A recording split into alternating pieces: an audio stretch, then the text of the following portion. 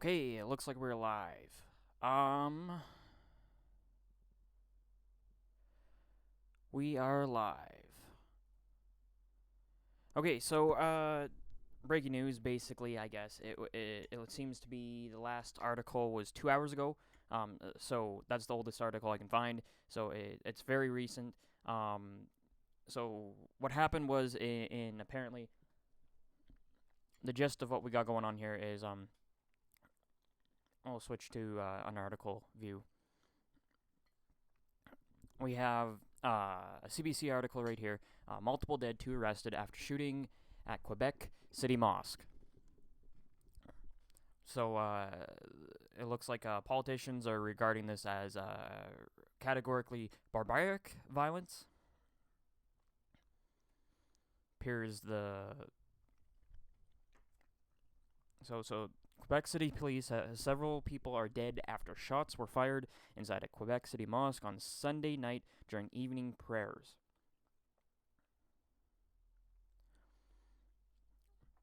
Multiple people were also feared wounded. Their condition is not known at this time. A few dozen people were inside the Islamic Cultural Center of Quebec in Saint Flour when the shooting began just after 8 p.m. So that would be 8 p.m.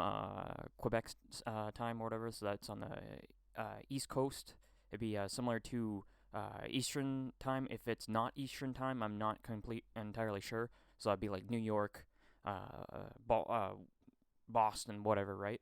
Um, Now, buried well deep in the article is some key information. Is that according to a witness said that they had a Quebecois accent, so a French French Canadian accent, and they started fire. When they opened fire, they shouted "Allahu Akbar."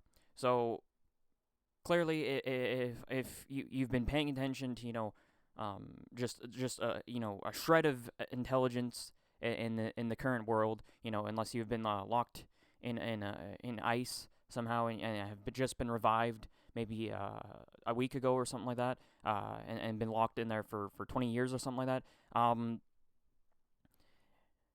You know that Allahu Akbar has always been associated with Islamic terror. It clearly shows a religious motive. However, that is according to a witness.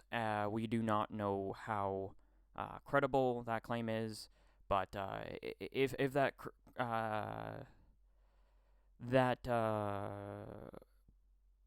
report by the witness does hold obviously credibility, and it is in fact truthful. I think it's pretty safe to say that this is likely religiously motivated, religiously motivated. So, I'll go for the rest of the article. The director of the center said at least 5 people were killed, but that information has not been confirmed by the police. Two suspects have been arrested, one of whom has been apprehended after a chase that ended near. I'll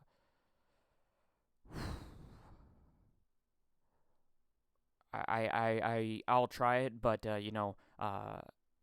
Ill Orleans, that's how I would pronounce it, but I've probably fucked that up. I'm pretty sure I fucked that up. I'm not French by any stretch of the means. A large perimeter has been set up around the mosque.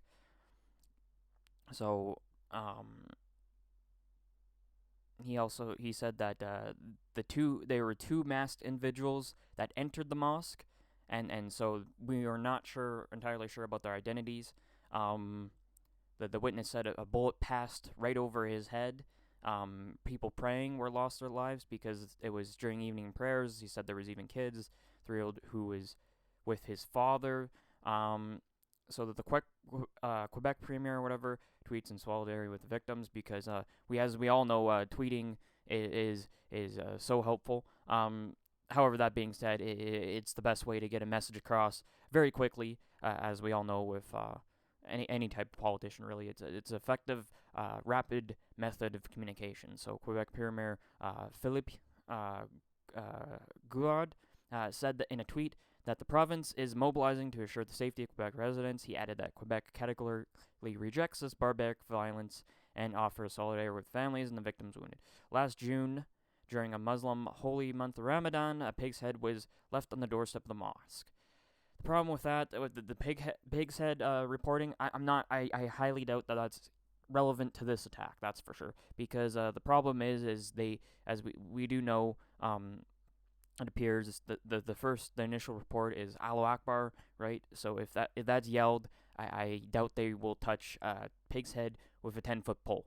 So I'm gonna guess that the pig's head, because one thing you do have to know about the francophone culture is they don't really take shit with cultural acceptance and crap like that. They've been fighting essentially a culture war for, in their opinion, a culture war to essentially retain their French culture for hundreds of years. So when people come in and try to, start, I guess, quote unquote, culturally invading, with lack of a better word, I don't know what else to call it.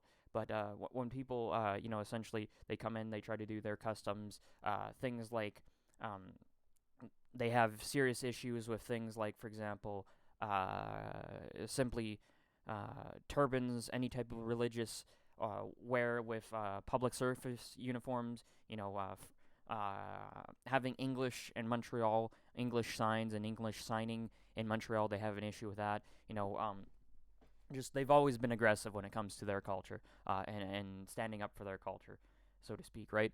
Because and so I could, it doesn't seem out of profile that the pig's head left on this doorstep of the mosque would have been, a fairly, a hardcore francophone, right? Somebody that feels threatened potentially by Muslim cultural acceptance, or just simply a mosque, because it's a center of Muslim culture, right? Being built in Quebec. Now, that seems to be, for the most part, all the facts. But we'll go through the Wikipedia.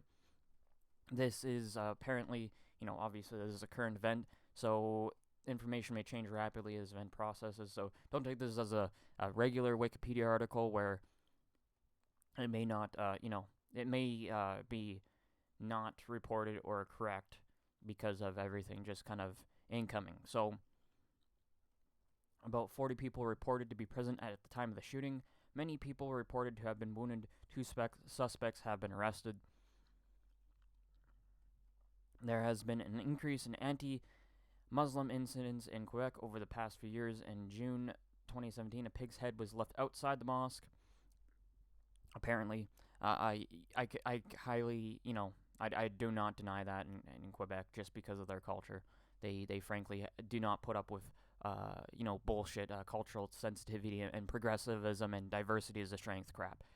It appears we have a reference for AK-47 is the weapon of choice. Oh shit, that's not gonna help us. I want reference 1. So this will be in French. I'll try to do my best to decipher this. I mean, I have been reading French. There's French on my cereal boxes just because of the language thing. So I sometimes, reading isn't that bad. So I'm not sure about that one. Mosque de la Quebec, a feint. Suspects. So that would be the part where. So this part is where they're talking about where they caught them. Where the chase list, the car chase, or whatever. Two suspects fled the scene. I'm gonna guess, or no, have been arrested. Sorry, 2 suspects have been arrested. So basically, this is all the information that we already know. So on La Presse, okay, so Canadian press reported the government Quebec considers okay, so the Canadian press, according to the government of Quebec, considers this act of terrorist. So I think it's saying consider this an act of terrorism. Now that, of course, like I said, I'm not a genuine French speaker. That's the best I can decipher that article. Obviously it's missing my, I didn't properly grammar I probably didn't report the grammar properly, so that could be an issue there. But so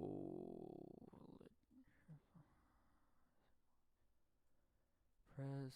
Okay, I don't. I'm not quite sure about that one.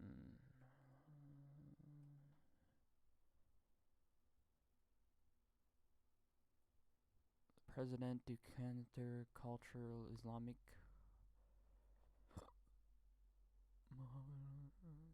information to persons.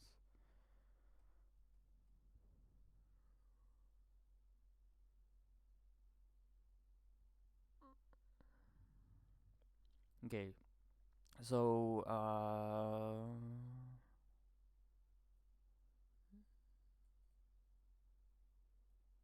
that's something to do with one service people entering the building, I believe, because it says 60 to 100 persons.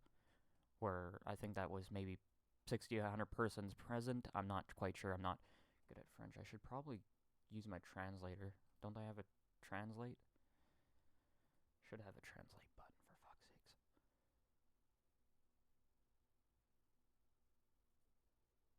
Oh. Apparently, I don't know what the fuck I'm doing. Because I rarely translate articles, apparently.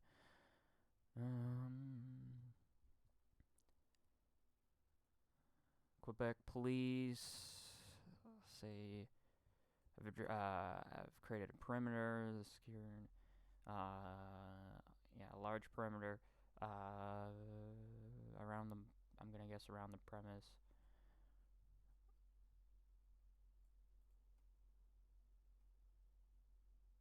I don't know what that means.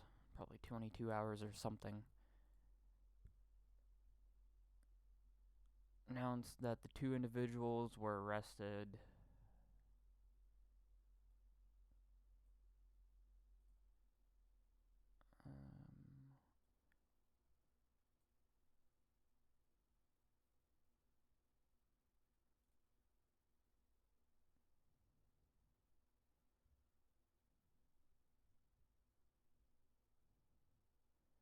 Okay, so proceeded to enter the mosque and in Santa Fe. Okay, so that's like the neighborhood, basically. The what it would be. It would be like the neighborhood in Quebec City. It would be like the what is it, township, or what the fuck they call it when it's like a city within a city, right?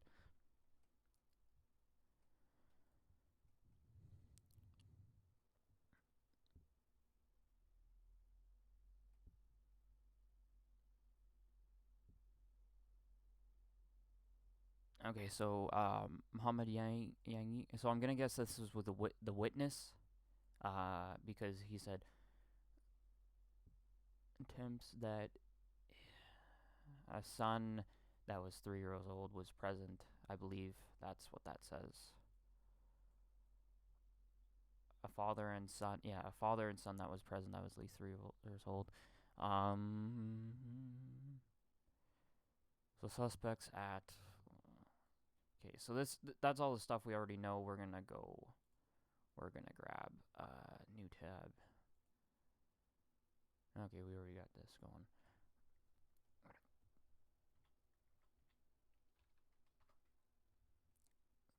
We're gonna go translate quickly so I make sure I do not screw up the translation here, because I am likely to do that. Around 9 p.m., a large perimeter of security was erected at the entrance of the bridge where one of the suspects had gone as a result of the attack.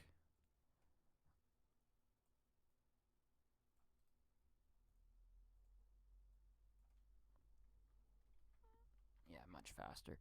There were dozens of police cars as well as the tactical response group of the Quebec City Police. It was there that the suspect was surrounded and arrested by police, according to the information gathered by Le Soleil. Okay, so that's the newspaper.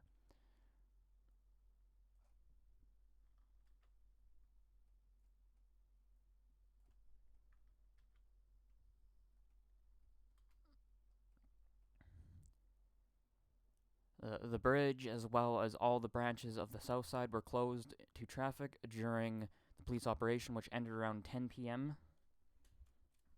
Just check the chat real quick.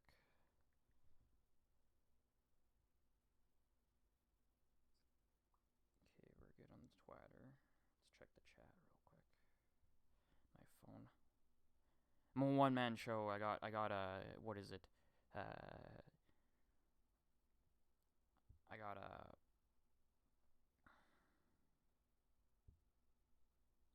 sorry. See, this is why I need to be a woman for this shit, because you know, like joking, right? Because it's difficult to multitask text, well, not text, but enter text to search up the channel at the same time as trying to speak. Basically, they're really good at. I find they're good at multitasking. Obviously, females, but so yeah, I'm just looking up the thing. What did I name it? I named it. I'll search Quebec and it should show up. Right here. Live chat. We got any chat? Okay.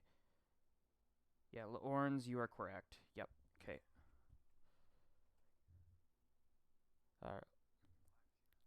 Okay, so it looks like he's confirming that I was correct with the pronunciation of uh, Orleans or whatever, right? So, okay, we don't need the volume there. Phone. Okay, so sorry about that little sidetrack. We'll keep going through this. This looks like the interesting part that the Wikipedia article is referencing, because I mean, it doesn't take. AK-47 is French in AK-47. One of the suspects was 27 years old. One of the suspects had an AK-47 weapon in his possession. So, gun control, stops all things of peace, except for, but it lets through illegal, but, justified AK-47s of glory, right? Because this is the religion of peace we're talking about. Of course, allegedly, we should make that clear, because all we know is Allahu Akbar was shouted. We do not have any other information on the suspects.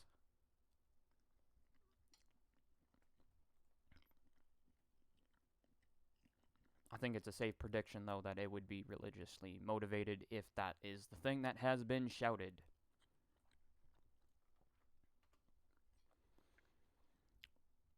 Asked about the sad events, Mohammed Yagru questioned the motives of the shooters.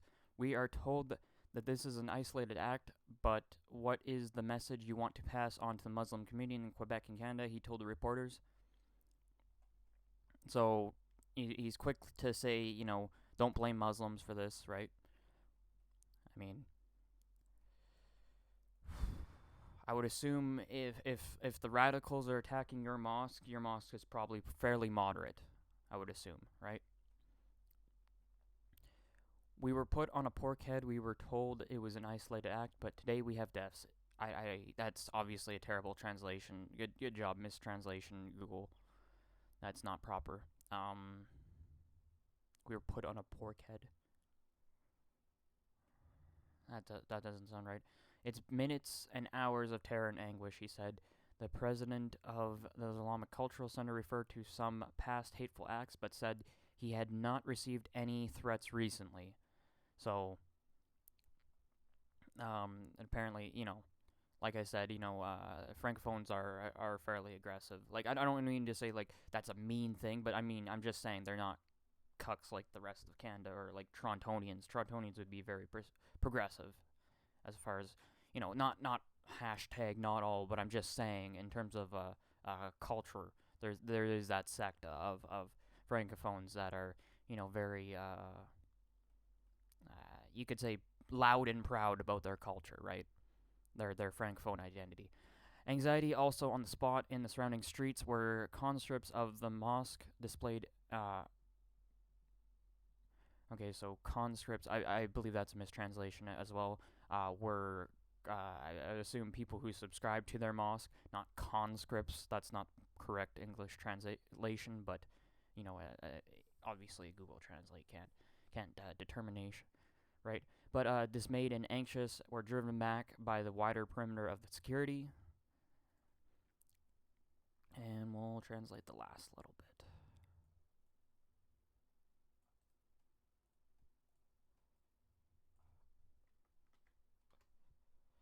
Eyes riveted on their phone in search of news of their relatives and friends, all looked for details, fearing to know one of the victims. Okay, so yeah, basically,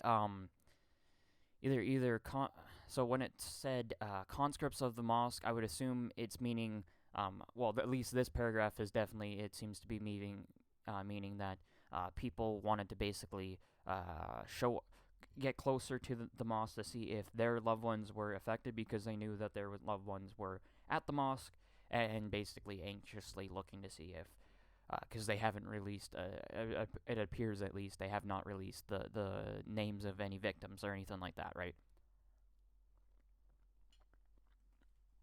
Which obviously scary stuff. It's terrorism, right? So we'll do the heavy, which is I believe the heavy is right wing. I believe, I'm not quite sure, but they definitely don't seem to be a regressive outlet, if that makes any sense. A progressive outlet, right? Quebec City mosque shooting. Five fast facts you need to know.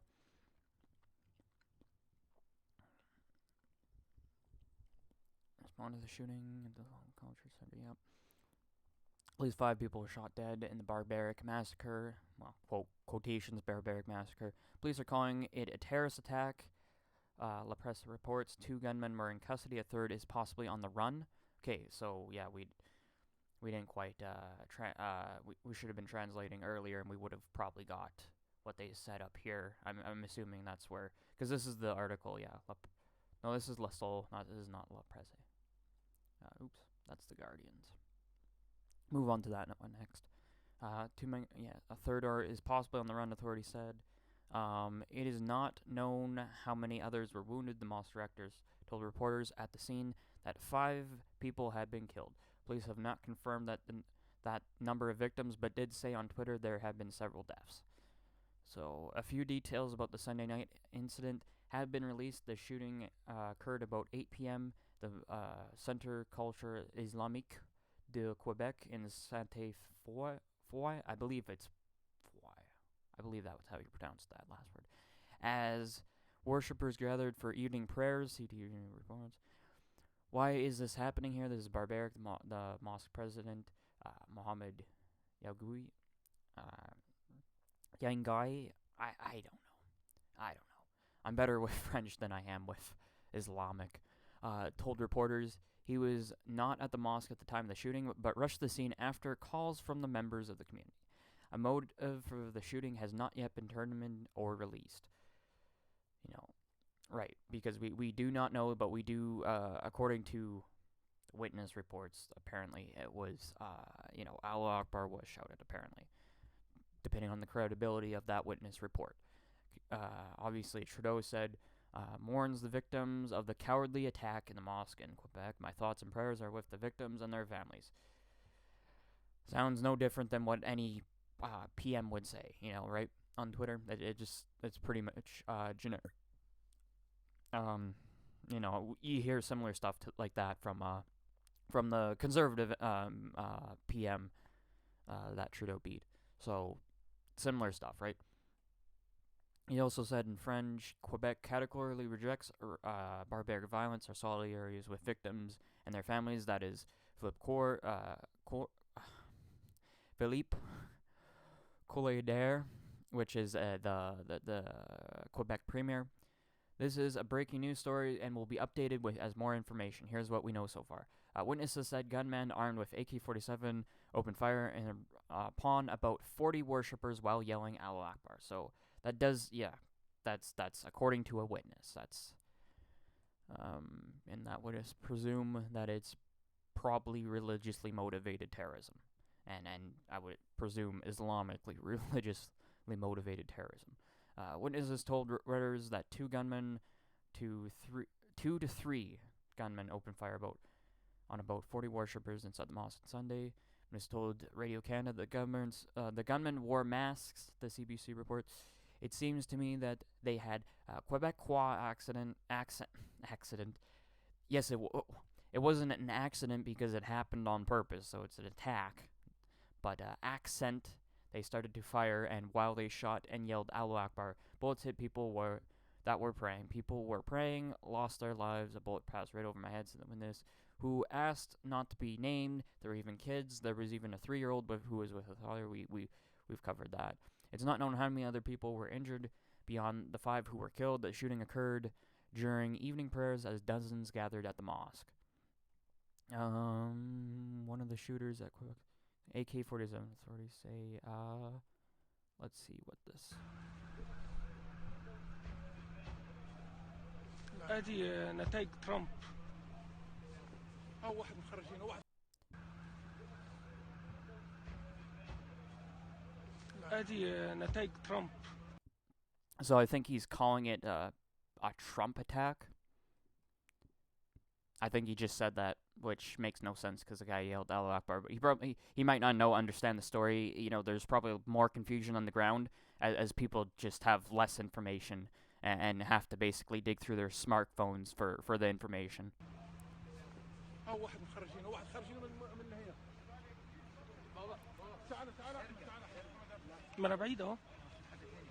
Yeah, this is all Arabic. I can't speak Arabic. I would be lost trying to translate that. Don't trust any of my translations on that because I really could not tell you.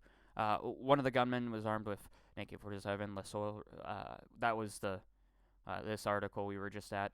There, police have said there were at least 2 shooters. Okay, let's check the chat to see if there's anything. Ooh, there's lots of stuff going on. We got some French. We got a guy chanting "Make America Great Again." I guess. We got some French. I don't understand the question here, but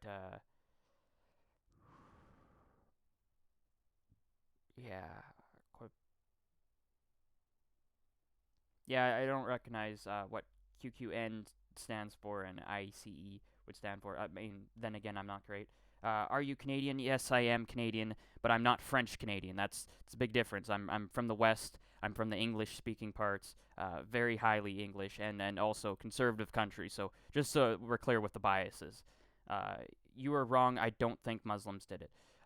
We do not know, but we do know that they shouted Allahu Akbar, and they used an AK-47. So for all we know, they could just be they could be posers. They could be posers and shouting Allahu Akbar to essentially lead people on that it's a terrorist attack, even though they were let's throw it out there. Right-wing Nazi extremists that tried to pose as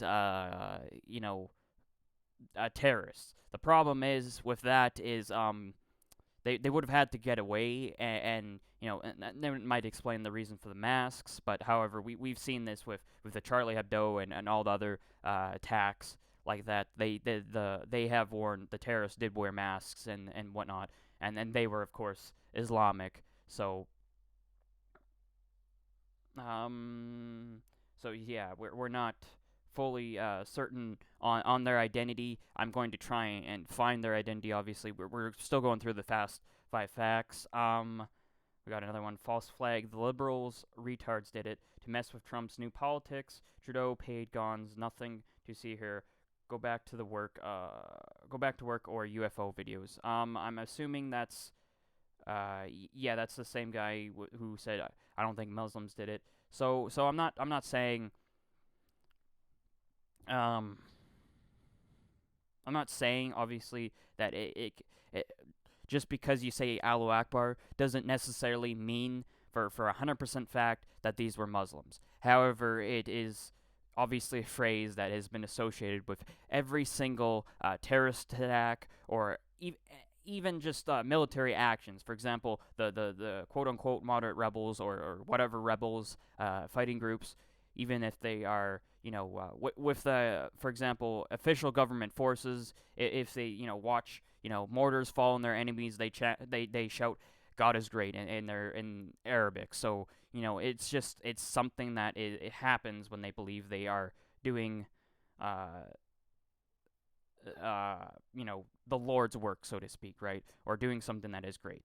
Um, but that being said, yes, like I said, it could be you know like obviously we do not know. It could be white guys in or hardcore nationalists that would basically be saying trying to blame this on Muslims, trying to pose as Muslim terrorists or something like that to increase right wing violence. But I highly doubt that just because of the way we know how. For one, racists generally tend to be very open about their biases and how they fight. The right wing seems to be, more so focused on the whole, the rise in the right wing, extreme right wing. I think seems to be more focused on the white genocide, which is more of a defensive thing. If you actually listen to people like Richard Spencer, they say things like, Black lives do matter. Like, of course they matter.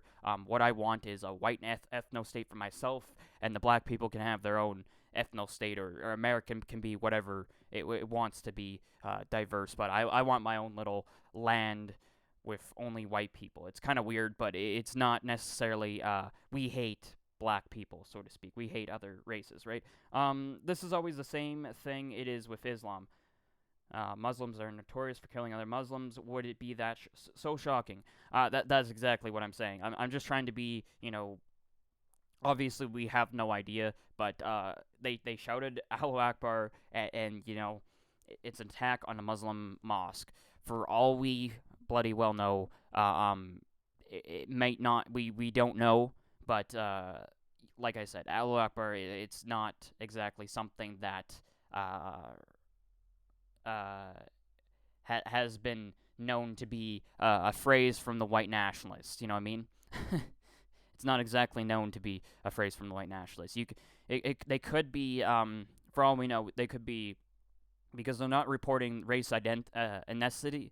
They could be actual homegrown terrorists, because we do know that. We do know that there has been the ginger jihadis, as to be overgeneralized and grossly offensive, but the ginger jihadis that go over to they get radicalized. They grow a nice ginger jihadi beard. They get radicalized. They go to ISIS training camp or whatever the fuck it is, and then they come back and commit an act of terror in their own country, which is really fucked up. But or somebody else's Western country, which, I mean, it just really depends. But we have seen this type of thing. So. And that could explain the Quebecois accent rather than an Islamic accent. They are, as far as I'm gonna guess, I would go on a limb to say it is probably likely, if this obviously this witness testimony holds up, that if they said in a Quebecois accent Allahu Akbar, it could potentially be homegrown terrorism. That sounds quite likely from this witness's testimony, right?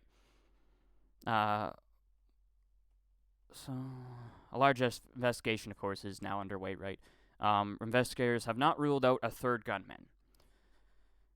One of the suspects is 26'7" with a Quebecois name. Okay. So, two suspects were taken into custody after police reports the scene. One of the suspects with a Quebecois name, the Lasoye reports. So, has the name been released? I'm not quite sure. Police surround and captured one of the two arrested suspects on the... I'm going to try this again. I got it right, I think, before. It was Orleans Bridge, the newspaper reports. No other details about the suspected shooter has been released. It is not known if they were arrested without incident or if they were just injured. So, that's completely unknown. A large search is ongoing for a possible third suspect.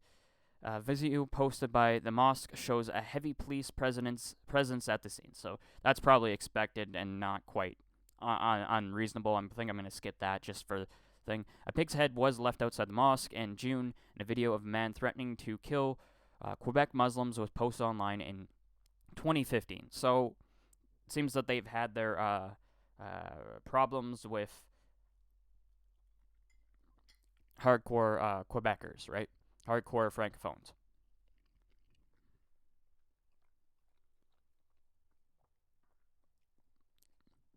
In June, during Ramadan, the pig head. Yeah, we've kind of covered that. Muslims in Quebec have been targets of threats in recent years. In June 2016, a pig's head was left outside the cultural center, cultural Islamic Center in Quebec. Of Quebec. That's what it loosely translates to English. The same mosque where the shooting occurred Sunday, along with the note Bon Appetit. Obviously, you know what that would mean. The CBC reported at the time. The pig's head was left during the Muslim holy, consumption of pork is banned by the Quran. No one was ever arrested in that incident. The mosque presidents referred to the incident after the shooting, of course, right? In an interview with Lasoye, he said to the police that it was an isolated act at the time, but today we have deaths. He said they have not received threats in recent days. Who knows? Who knows? An Islamophobic letter entitled "What is the most serious? What is the most serious? A pig's head or genocide?" was distributed in the area around the mosque around about 3 weeks after the pig's head was found in Montreal. The Montreal Gazette reports in 2015 a video threatening Quebec Muslims surfaced online. The Montreal Gazette reported the video posted to YouTube in 2015 showed a man in a Joker mask expressing frustration with Muslims in Quebec, saying if the government won't do anything about them, he would. The newspaper reported. The man in the video also said he had a group of people with him who would help carry out the threat. He can be seen holding a pistol in the video, threatened to kill one Muslim every week, according to the Gazette. So I guess he, according to his ultimatum, if this is him, apparently it seems that if this was him, the guy in the video, which we have no idea, but they're speculating on, well, he's filled his quota for 5 weeks, so I get it. Offensive joke, not really that funny, but whatever. According to like the pig heads incident, no one was arrested in connection to the video. The shooting comes as Prime Minister Trudeau says Canada will welcome Muslims immigrants turned away by the U.S. Okay, bunch of liberal hippie shit. Ban Muslims. The hashtag ban Muslims. Okay. You know what? I'm not really opposed to the idea. I mean, it's just one of those things where it's just like people are like, this is offensive and racist, and it's like, well, it's not offensive. It's racist. It's discriminatory, but it's not offensive or racist. I'm probably far more in favor of the extreme vetting, but a temporary ban is not exactly something that I think is fucking terrible or awful. If a temporary ban, as long as they keep, Trump keeps his promise and he gets a temporary ban and figures out what the hell is going on right away, and gets the ban lifted, and then it just moves to more of an extreme vetting process that actually works. I think that's the best. That's a good solution, right? That's there's nothing necessarily wrong with that, I think. But I mean, then again, I'm a right winger, so people might have, that's anti-liberal. Well, I get it. I'm not a giant. I'm definitely not progressive. I'm a Western right winger, which would make me more of a classical liberal, if you can call it that. I think that's what they're kind of saying now is classical liberal is far more aligned with a non-religious right winger, so to speak, right? A constitutionalist right winger, so to speak, right? A shooting comes on the same day as thousands of protesters have taken to the streets in the United States to fight back against an order banning refugees and visa holders for 7 Muslim majority countries. Canadian Prime Minister Justin Trudeau has put out messages supporting Muslim immigrants, who has said his country would welcome those turned away by the U.S. And this is why Justin Trudeau will not win the next election, because he's a fucking dumbass. I'm sorry, he's a dumbass. I don't think this message is going to work. It's going to work with, maybe the people you see in this picture, which, I mean, like I said, you can have millions of people. I don't know. You can have this isn't even 1,000 people. If we really want to be honest about this, it's a lot of people. It's a lot of protesters. But just because you're more politically active, your vote is still one vote. None the same. There's millions upon millions of Canadians that you need to win the votes of, and just because 100,000 people show up for a protest doesn't mean jack shit. I'm sorry, but there is voting. There's the reality of the vote. You don't have to be. Everyone's vote counts just the same as everyone else's. Canada did not denounce Trump's order, the CBC reported on Sunday prior to the shooting. I have no idea what the hell that means. The Canadian government or Trudeau? I'm not quite sure what that would mean. Or the Trudeau government. Every country has the right to determine their policies. I can tell you that we will continue our long-standing tradition of being open to those who seek sanctuary. Immigrant Minister Ahmed Hassan told the CBC. So, that of course is part of Justin Trudeau's, diversity cabinet. Let's be honest, it was a hugely politicized. So I can call it a diversity cabinet because he politicized it as a diversity cabinet. So that's why I'm calling it that. Hassan did say that Canada would not be raising the number of refugees they will accept in 2017, despite speculation after Trudeau's tweet that it would bring in more people, according to Canada. Canada plans to bring about 25,000 refugees this year. To be honest, 25,000 is not a huge issue if it's done correctly. 25,000 can be assimilated in Canada. It can be done, people. But if you start putting them all in, if you don't spread them out, so to speak, right? If you put them, let them, or essentially, if they end up in, cultural enclaves, that would be an issue. That's going to be an issue. Not to mention the way it seems to be, they might be handling it with them putting them on, kicking out military personnel, active military personnel or reserves off of military bases, like the quarters that is provided for military bases, and putting in Muslim refugees and providing them with taxpayer prayer mats and Qurans and things like that. So, and making sure that they're paying for diets that would support their religion. So things like that, I'm not too keen on. That's bullshit. They can figure out, just I don't know, teach them fucking English so that they can buy, products that would not have pork in them from Superstore, because there's more than enough cultural products at Superstore. U.S. News makes it seems like there are no right-wingers in Canada. Yeah, it's true, but at the same time, it's also, it's not just projection to some extent, because you can't really win Canada on a right-wing platform. That's the thing that people I don't think they understand, is I come from the part of the electorate that has been mostly united for almost ever, because we basically vote for one party because they are the closest party aligned to our interests, and we never ever happen to be in the swing vote. Actually, it's generally the francophones that end up in the swing vote, because they are a third of the electorate, right? And then we're only like a fifth.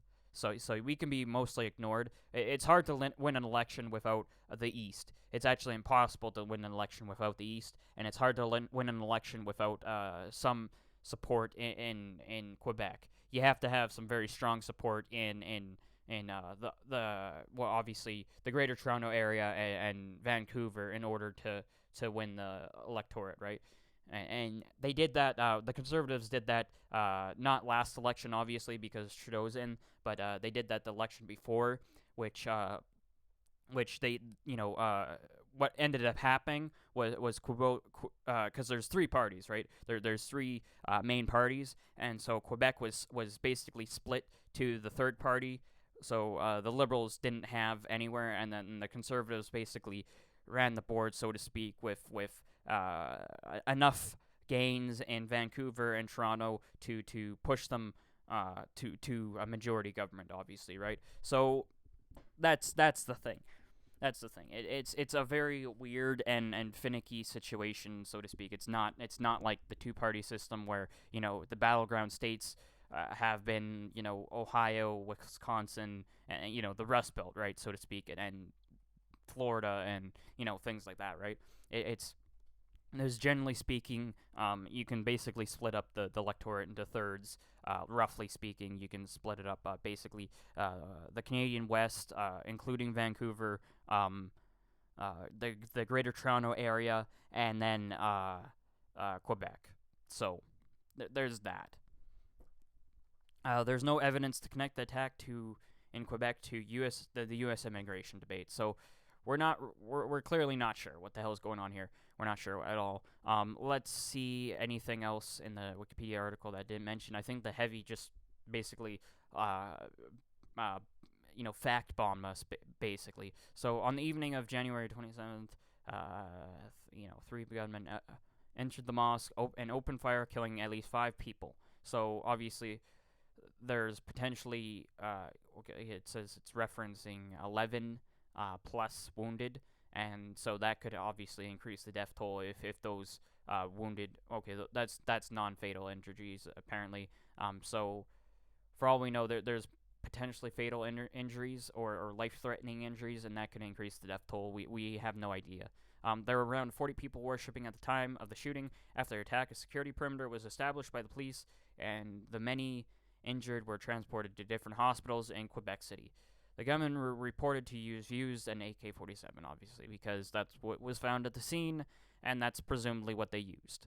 2 suspects have been arrested. They were reported to be men dressed in black with Quebec accents. One was reported to be age 27 with a Quebecois name. It was reported that the pair shouted Allahu Akbar during the shooting. So, yeah, we have this could be extreme right wing, like I said, or it could be French homegrown terrorism, homegrown extremism, Islamic extremism.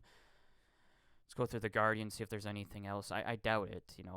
It seems to be fairly basic. There's told the Edmonton Journal the mosque had not received any threats recently. We have a very good relationship with neighbors and the community. He said there's mutual respect, and today we have this traumatic event. Okay, so like I said, these seem to be. I'm gonna guess if it's extremists attacking this mosque, it's gonna be Islamic extremists. We got burn all the mosques down. Thank you. That seems to be a troll. I'm not a I'm more so my issue would be with mosques is ISIS money funneling, because we do know that is a problem that has been going on. We have found out that mosques have been doing that. I think one of the worst convictions that they have received, the consequences of that crime, so to speak, right, funding the enemy, has been to revoke their charity status, which is bullshit. That you should basically I think the problem might be bigger than what we have shed the light on, but then again, I hashtag not all, hashtag not all. Great irony in yelling aloe snack bar. I think that's reference to me potentially munching in the mic because I was eating a hot dog. Not a gay reference, it's genuinely a hot dog, folks. That's the type of crap I eat. The Daily Beast reported that it was white Trump supporters from America that committed the attacks. LMAO. Let's actually find that. Let's look that up. Oops. Hold on here.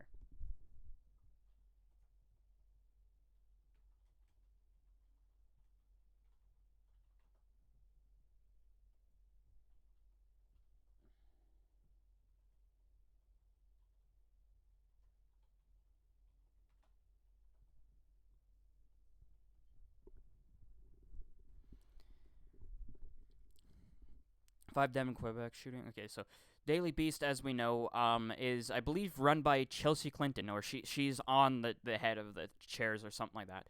I believe she is somehow infected with or not infected, but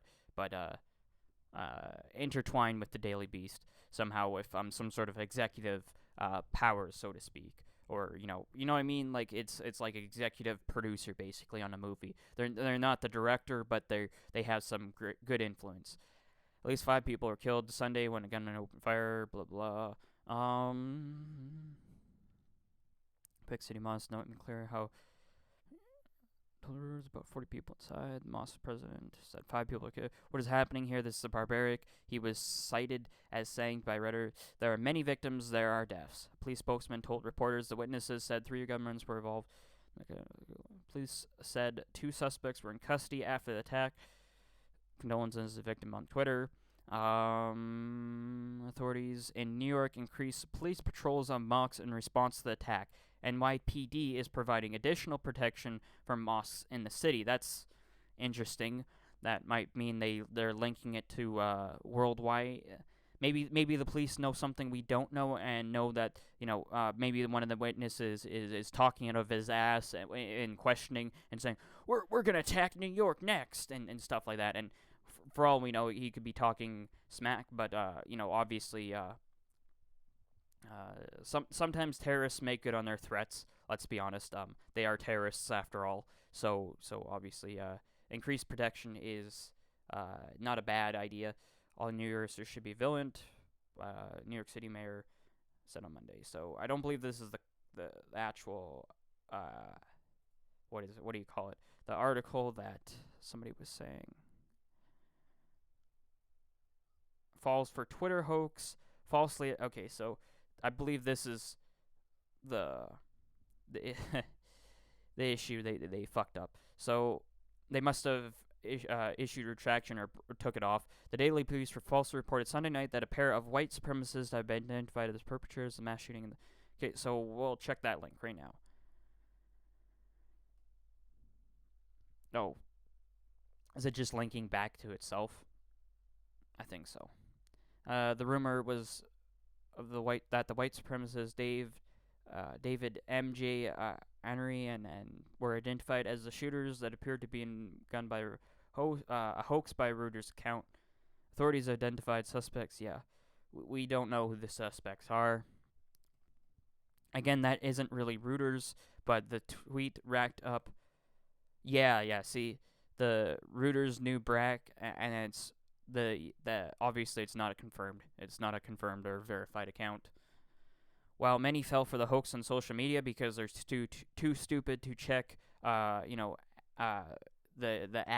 their Twitter handle and their verification badge, the only outlet that reported on it was the Daily Beast because they're dummies.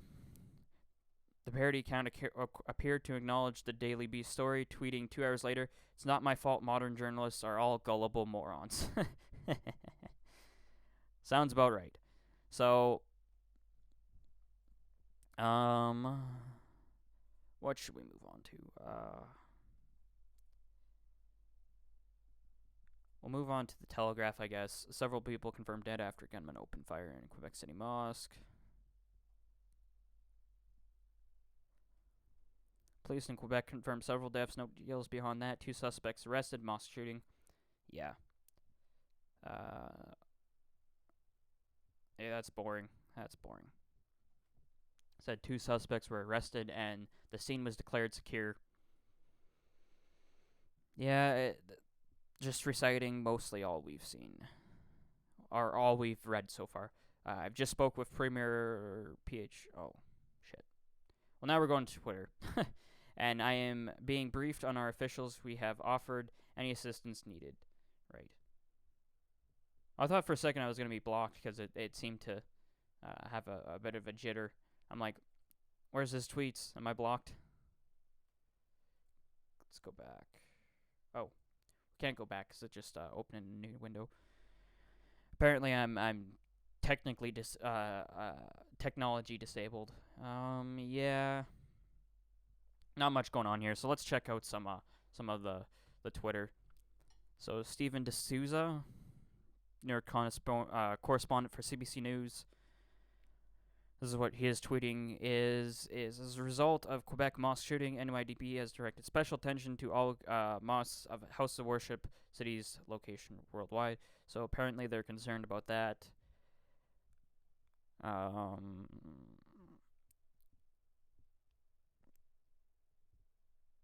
Looks like some regressive tweets that he's retweeting, but it's not his tweets. It's just a retweet. Well, it was 5 people that were hurt, and whatever their immediate family would be. Well, 5 people that were killed, their immediate family would be hurt, and whoever else would be hurt in the mosque. So maybe not the people of Quebec, but I understand the point of the tweet. It's just the wording that people, public people make when they tweet. It's kind of silly and dumb. So this is all like 13 hours ago. Update: multiple dead after shooting at Quebec's mosque. City police say, right. Let's move on to Natasha Fatah. Breaking news: responded former print columnist, radio producer, politics, international affairs, war, terror, radicalism, racism, human rights, aka progressive. Mosque president says 5 dead, and police have not confirmed the number of fatalities. Quebec police seized automatic weapons and handguns from Quebec City Mosque shooting suspects. CJD. I don't know what I don't know what that would it stands for. I guess it's potentially a police or agency division, law enforcement division potentially. Suspects in Quebec City Mosque were arrested. Apparently had an AK-47, according to local newspaper Le Soleil. Quebec police are treating the attack on Sainte-Foy Mosque as a terrorist attack because they'd be brain dead if they didn't. Deploying anti-terrorism unit as part of ongoing investigation. Right? New York beefing up security at their mosques.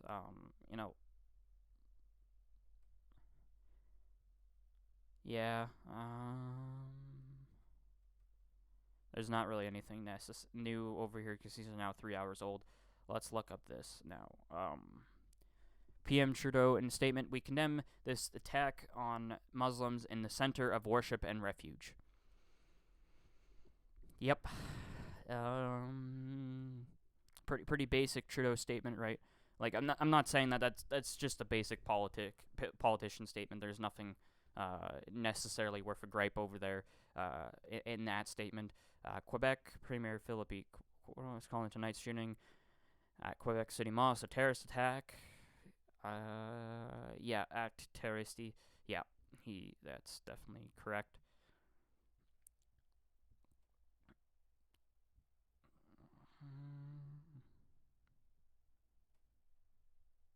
There were children inside the Quebec City Mosque when one people opened up fire. Right, we've already looked at that. City police on shooting situation is under control. Premise secured. Mosque evacuated. Investigation going on.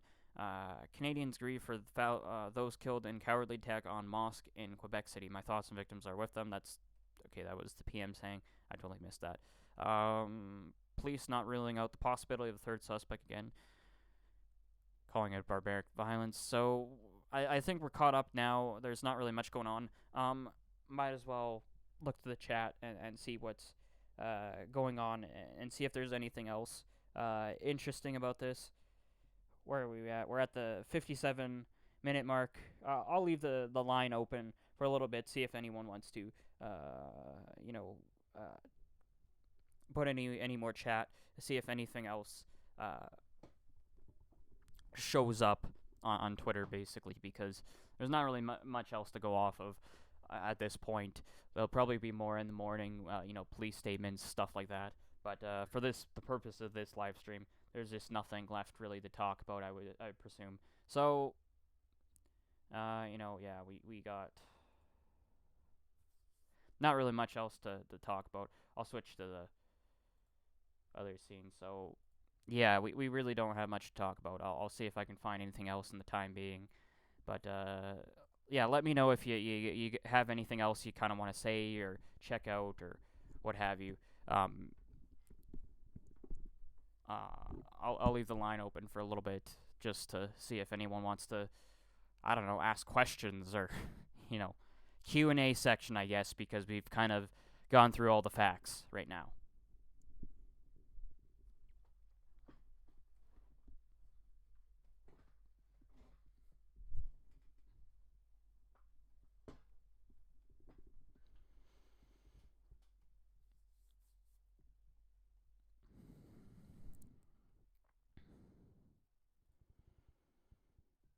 Yeah.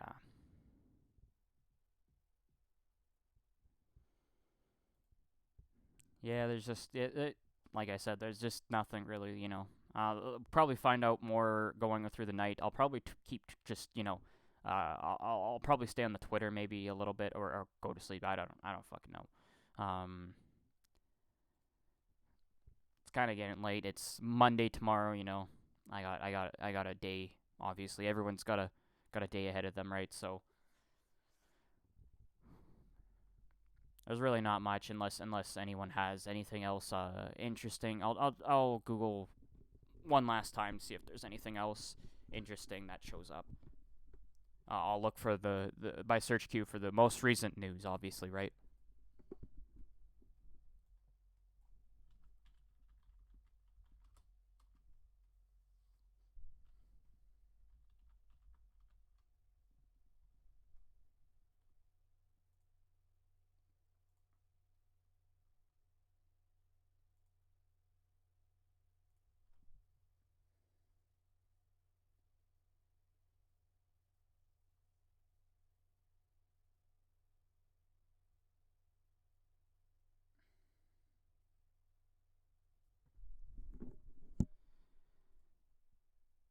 Oh, I'll switch to the screen now. Apparently it looks like the National Post is not reporting accurately with 4 dead in shooting, which it's apparently it's reported 5 that are dead. So that was 7 minutes ago. This is 3 minutes ago. So we'll go on this one real quick and see if there's anything new in here. At least 6 people have been killed. Several others were injured after shots fired, and right. We're in a state of shock. We can't find words to describe it," said the clerk or the I don't know what imam leader. I don't know, leader of the Islamic Culture Center. This is a terrible event. Obviously, up to 60 to 100 people were inside. So that's what the Montreal Gazette is reporting. The mosque has about 5,000 members and is one of 6 in the Quebec City region.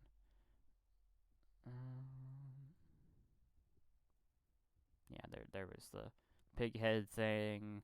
3 weeks later, Islamophobic letter titled, "The mosque had not received any threats recently. We have a good relationship with our neighbors and community. We've gone through that." Mosque said has several video cameras, and Yuger said the footage might be able to help with the police investigation. So we'll actually probably have video tomorrow wait, wow, they might not release it right away. Oh, GTI police. Is that what that says? Police survey the scene. Yeah, that's anti-terrorism units, obviously. Man said, who said he was a witness to the attack, told 2 month suspects, thick Quebecois accents. Obviously, we've gone through that. Have not specified. Quebec City Police have not specified the number of victims.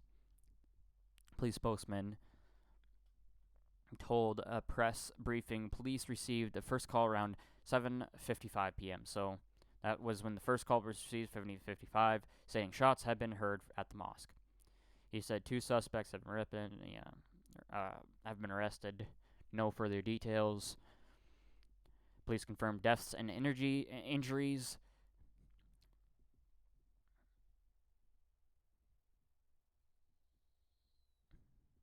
Friends and bystanders around the security perimeter stood high in the cold, unable to believe such violence could occur in Quebec City, a city with a notoriously low crime rate. It's kind of a weird wording, notoriously low. I would say a city with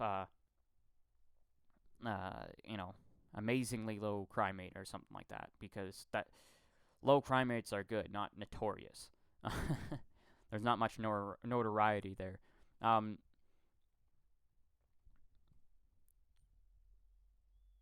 so this guy, who often prays at the Saint Four Mosque, described the event as catastrophic. We never thought, but given the hateful speeches all around the planet, it can happen.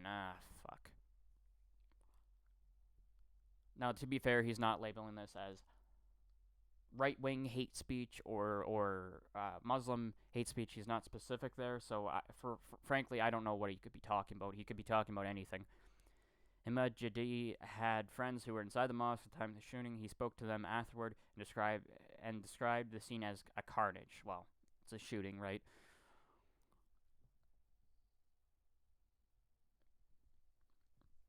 From what we heard over the phone, one person had a weapon discharged in his face because he had wanted to jump on the man to stop him, and 3 others died because they wanted to catch the man. That's interesting. So apparently they tried to stop the thing, but only if they had concealed carry in the mosque with them, they might actually be able to stop the terrorist attack. I'm sorry, but that is my right-wing bias, 2 cents. You know, they might actually have been able to stop the attack if this, you know, because actually for those of you who actually don't know the history of shootings in Canada, and frankly in Quebec for that matter, there was the man who went into the engineering, I think, student classroom, and he started lots of threats or something like that. Or I can't remember if it was the one in the 80s or not, but there was somebody who went into a classroom and he started threatening. Yeah, it was a guy. He went into the classroom. He started threatening the teachers and the board to, I don't know, change the programming or something with a firearm. And you know, a woman snuck up. Or yeah. What happened was one guy tried to sneak up on the guy and he was shot, and then somebody else tried to sneak up on him, and he basically threw her off. It was a pretty graphic video, but eventually everybody kind of jumped on him and neutralized the gunman. But like I said, it's much easier to neutralize a gunman if you have a gun yourself. That way you're not a sitting duck, reliant on basically crouching tiger tactics of running with your fists forward against, bringing your fists bringing fists to a gunfight. That's pretty stupid, but not stupid. It's just the situation, right? For what we heard of the phone, one person had a weapon. Okay, right. He said the assailant went into the mosque a first time, then left to recharge his weapon. Well, reload his weapon, and came back a second time, then a third time. Okay, so he didn't actually take magazines into the mosque with him. That's strange. Very strange. But maybe that's particularly a brilliant tactic. That way, people could not attack him while he was reloading. Many of the people who lived through this fled their home countries to avoid such situations because they lived through trauma and didn't want the same for their children. So, refugees, right? A non-profit group that fights Islamophobia in Quebec said it has been asking authorities for years to deal with threats and attacks on Quebec mosques. Well, we do not know if this is Islamophobia necessarily, and not to mention, I believe Islamophobia is, for the most part, a dumb made up word. The fear of Islam is a completely rational fear if you look at their Quran and whatnot. And I know progressives are gonna hate that, but that's just the reality I do see. That's me being as far as honest to my thing. I believe Islamophobia is a dumb made up term to throw in and say, all right wingers, they just have a rational fear of Islam. Well, unfortunately, 70% of terrorism worldwide is committed by is Islamic in nature, and the next leading one is radical communism. So I'm sorry, but it's not a rational fear if it's in the book, it's being emulated in real life. That's a little bit those are factual fears, if you call it that, I guess, so to speak, right?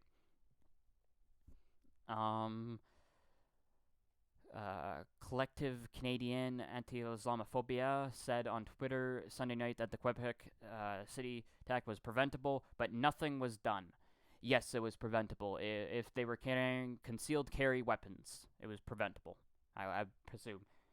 Frankly, we do not. I don't think it's quick enough to start blaming this on any particular group, even potentially Islamic extremism, because we frankly do not have all the facts here, and we'll probably have more tomorrow. Islamic Center said, Quebec City, this attack on the sanctuary where innocent people shaken us deeply. It runs against the core values we hold as Canadians. So, see the actual center that received the attack has been issuing very neutral, not very politically charged statements, and these people have been issuing politically charged statements, because they are politically charged movements. It urged the Muslim community to remain calm, united, the Canadian people stand with us in solidarity. We have faith that the great people of this country will stand together with us during this difficult time. Nobody wants to see Muslims die, obviously, even as somebody who is anti-Islamicization in nature, which Islamicization versus Islam is two different things for the most part. It's people who want to change the laws to theocratic Islamic country. If they want to take, say, all right, Canada, screw your rights and charters, freedoms. We want Sharia law implemented as the law of the land. That's Islamicization. I have no tolerance for that, really. Like, other than I frankly have no. I have no tolerance in that merit of idea. So it's a stupid idea. You're stupid for advocating for it. I'm going to mock, ridicule it, do whatever I can to speak it down, so to speak, and it obviously not as a violent tactic, because I think a violent tactic is just one of those things where it's just not really going to work too well unless you're directly being assaulted using violence. You obviously have to defend yourself, but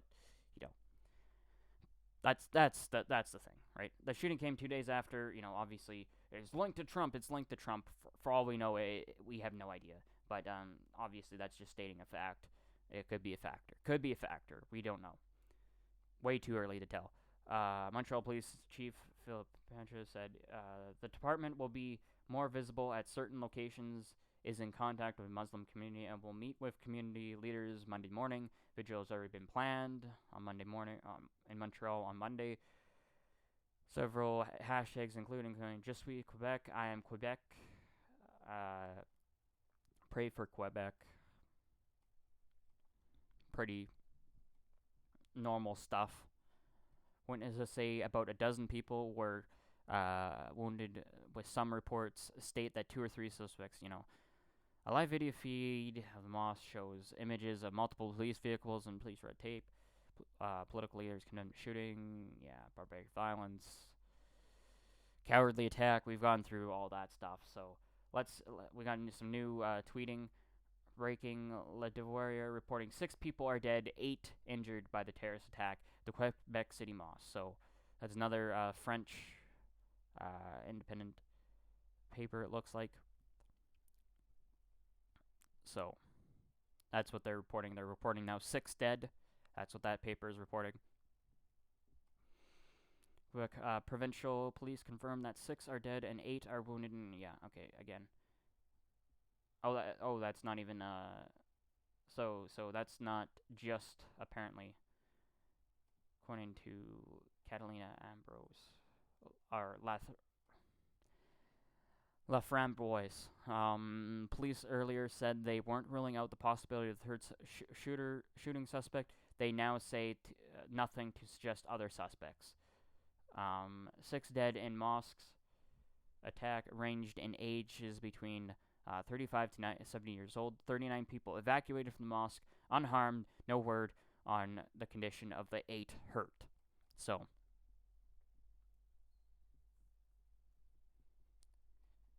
yeah, we're not really. We are not sure about a lot of this stuff. Check the chat real quick.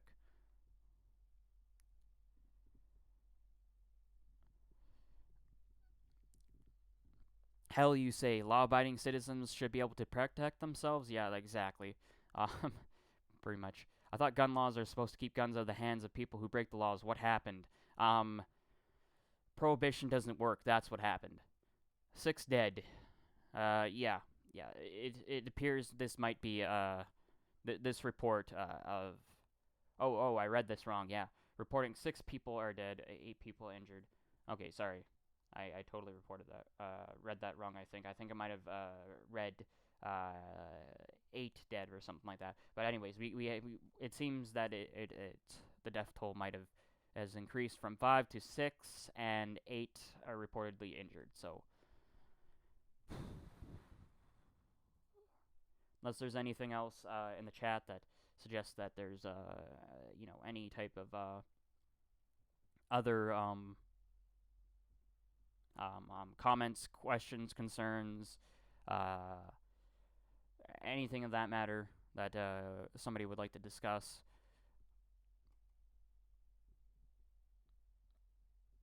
Besides Yahoo News, I'm not going to bother with Yahoo News. That's pointless. So National Post, I like National Post. They're fairly decent. Mass shooting at Quebec City Mosque. 6 killed in barbaric terrorist attack. At least 2 gunmen. Oh, shit. Ads. So, if you want, we can watch this video, I guess. I don't know. I'll probably get us a copyright claim. This mosque behind them just before 9 began. It was full of people present.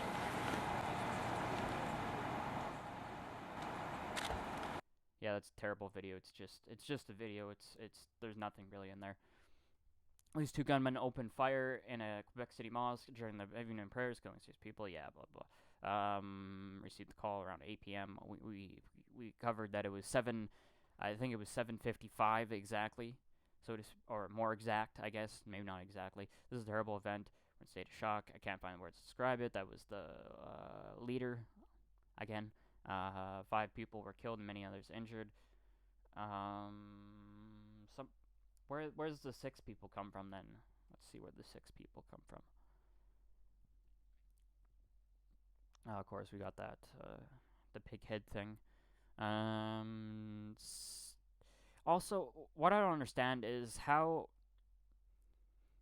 I don't understand really how you can consider that necessarily a hate crime, so to speak. Like, a hate crime is punching a Muslim because they're a Muslim. I understand that it's kind of, like, nefarious against their religion or whatever the hell it's supposed to be, right? But it's, like, it's not illegal to put pig heads on people's doorsteps. Like, I don't know. It's... Maybe it's because of certain things. For example, maybe it's written into law because of things like, for example, when you do certain symbols, like for example, spray painting a swastika on a Jewish house or whatever, that is considered a hate crime or whatever. Yeah, I guess you can consider that, but then again, that's Nazi imagery, and this is a pig head.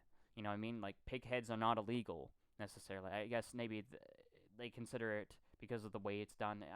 I would imagine I understand why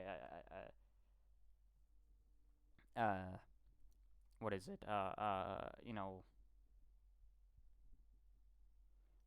judge might rule that as a hate crime because it does make sense to some extent, but maybe there's something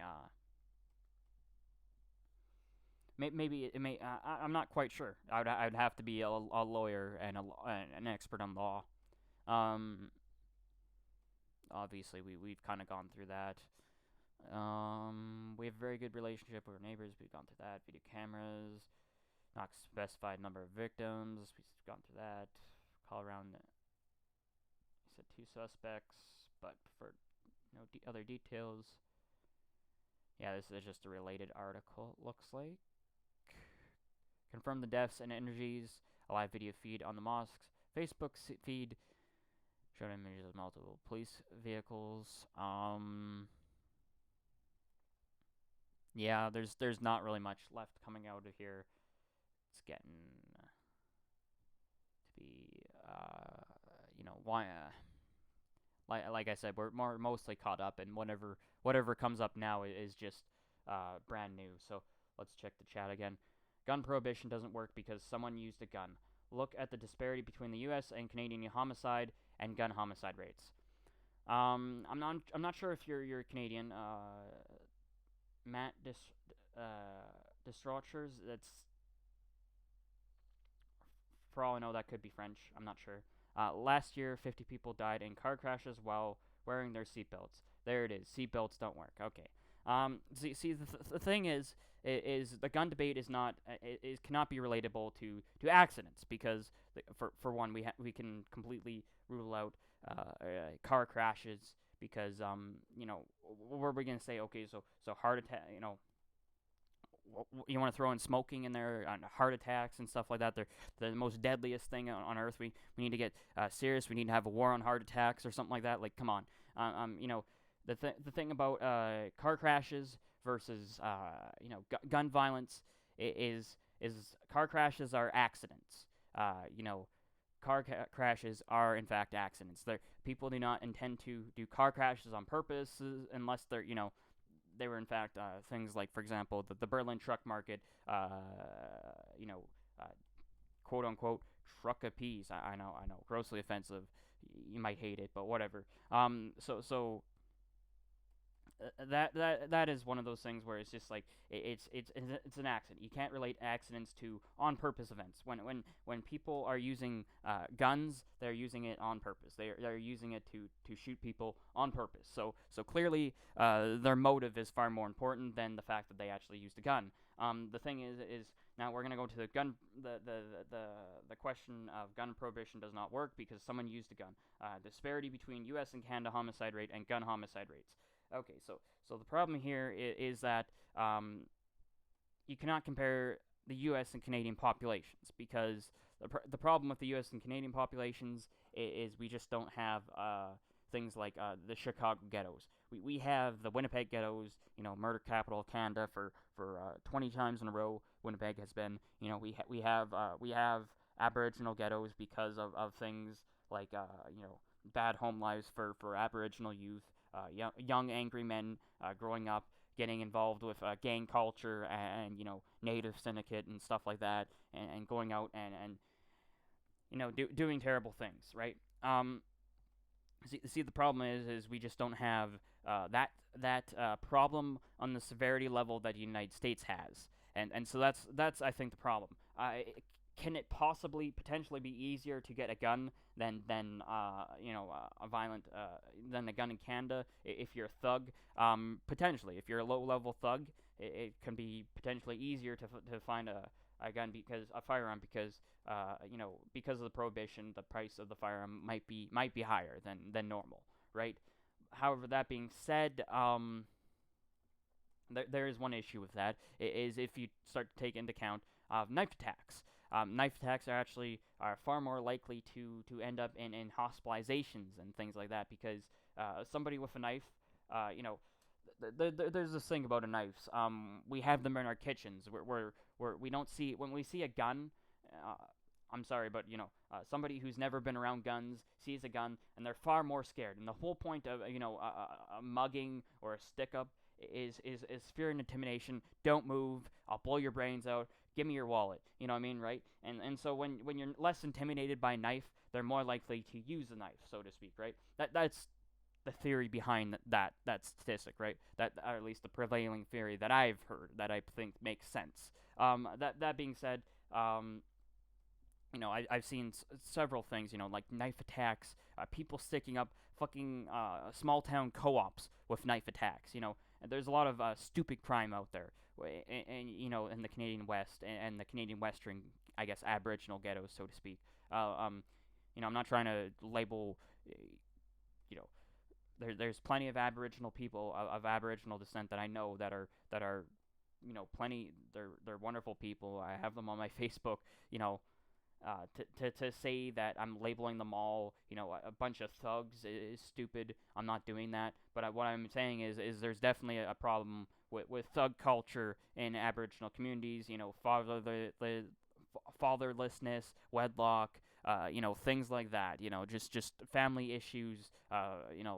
Not strong families, so to speak. Right? There is issues with that, and I think that's the the thing that plagues the crime the most is young men growing up in these types of households and just being angry, resentful, and not really knowing how to be a man. They're taking out their masculinity in wrong and angry and aggressive ways rather than in constructive and productive ways. And I think that's the big solution is of course is things like charity youth centers and stuff like that.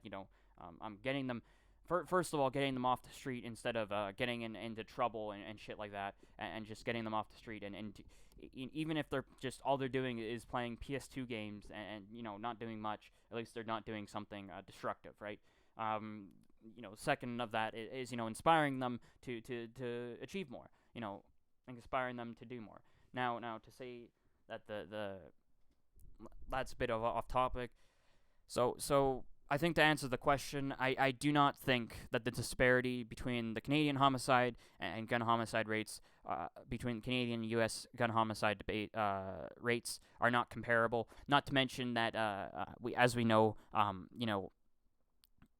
the bigger, the more urbanized areas you have, the bigger the city is, the more crime that's involved. Small town living does not really result in much crimes. Small towns are generally considered the quiet neighborhoods, right? And so that's speaking as well is Canada is statistically more rural, and what do you call it? Sorry. Lower population density than America is by far. Very low population density, far more rural areas than America. So there's lots of factors to consider, and I don't think the population's necessarily comparable. Not to mention, I believe there is far more of a there's anybody who thinks that America and Canada have the exact same culture is stupid, in my opinion. There is definitively a different culture, and I think there's definitively a different culture, like you in America where where they're very proactively don't tread on me type thing, right? Whereas I think Canadians are more so like if they see a situation where violence is not necessarily needed, they won't do it. But obviously there is that sense of like, I'm not going to be fucked with, so to speak, right?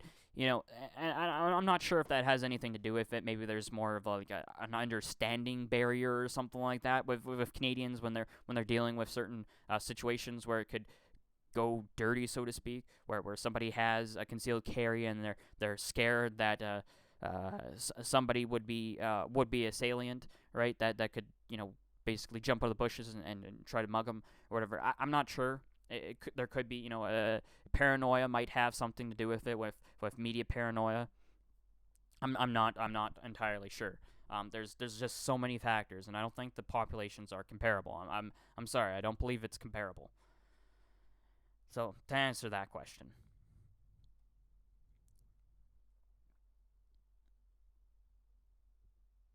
Yeah, we've gone through that. Assailant fired first time, recharged its weapon, and then returned a third time. Obviously, Islamophobia group again. Islamophobia group. Donald Trump again. A lot of this we've already kind of covered and stuff. Quebec City Mayor Regis whatever, said his city stands with the families of victims and members of the mosque and will support them through this terrible ordeal that defies reason. Montreal Police Chief Philippe the department. Yeah, we've seen that. Yeah, we've read that.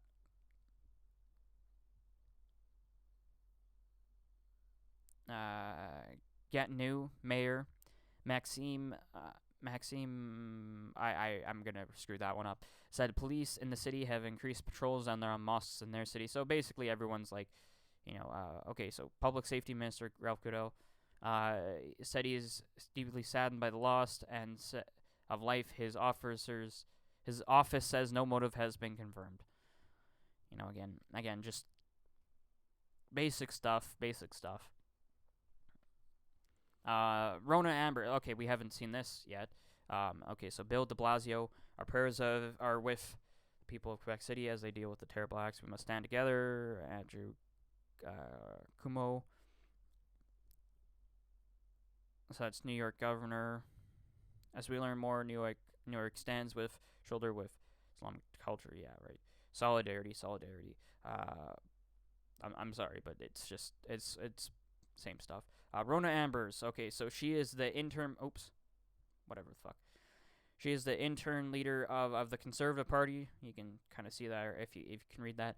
Shocking news: we just returned from Quebec City, praying for the victims of this unspeakable crime. Those responsible must face justice. So more of a like an action type thing, an action. Horrified at the news of the shooting at the mosque tonight in Quebec City, must stand with our neighbors.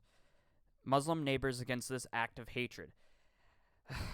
How do you know? Or like, I understand that this is probably could be classified as a hate crime, regardless if they're Islamic extremists or not, because the Islamic extremists would be like, this mosque isn't extreme enough. Interesting question. Why are so many people speaking of how racist Quebec is on Twitter? Sorry, I don't know much about the city.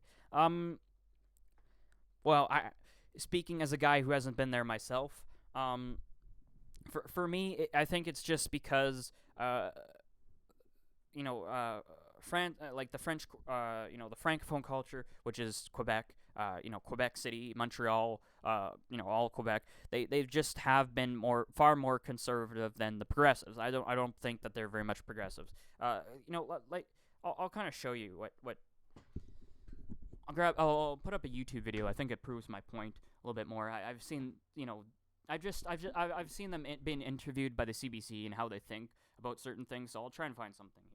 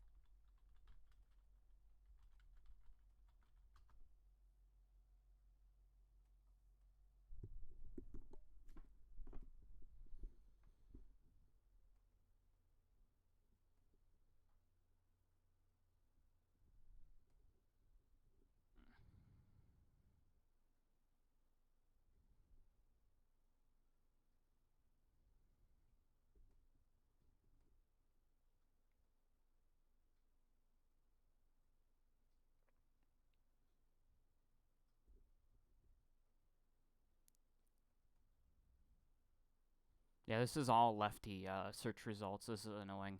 I kind of want to hear. We'll go CBC, because there was an interview I saw on the CBC where they actually interviewed people on the ground.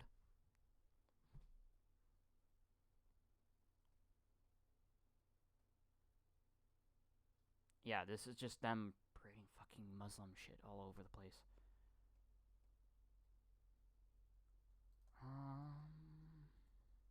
This might be it. It's important to precise what will be the rules for living together in Quebec, and I think we will not divide the population, but contrary, nous unirons la population du Québec. Well, Pauline Marois' vision of that. By the way, that's a terrible French-Canadian accent. It's hard to understand these people. I'm sorry. Males are far easier to understand, I find. Actually, in general, I find males with thick accents easier to understand than females with thick accents. I find females with thick accents are far harder to United understand. Quebec will become clearer tomorrow. They look like. Okay, let's skip to see. To work and define. I don't care about the Muslim doctor worker. Religion. What we do is spiritual. I don't care about the politicians. I want to hear more on the ground. Many here we say go. they are fed up with accommodations for religious minorities. The North daily contact between the French-speaking majority and visible minority. Public support. There's no question, I believe. Opinion polls in Quebec show strong public support for the government's proposed Charter of Quebec Values, especially in rural areas where there is little daily contact between the French-speaking majority and visible minorities. So the thing that they were talking about, the proposed, I think, whatever the fuck they called it, that was essentially the religious headwear ban, by the way, just so you're aware. Here in the northeastern town of Saguenay, many say they are fed up with accommodations for religious minorities. On se plie tout aux exigences de tout le monde. Fait que dans 10 ans d'ici, nous aussi, on va avoir un turban sur la tête, on n'aura pas le choix. So you catch that? I don't know if you can read it because maybe the resolution is harder to read, but we give in to everyone. In 10 years, we'll all be wearing turbans because they'll be in charge. Well, she's not exactly incorrect there because what we've seen in the Sharia zones and the increase in Sharia in small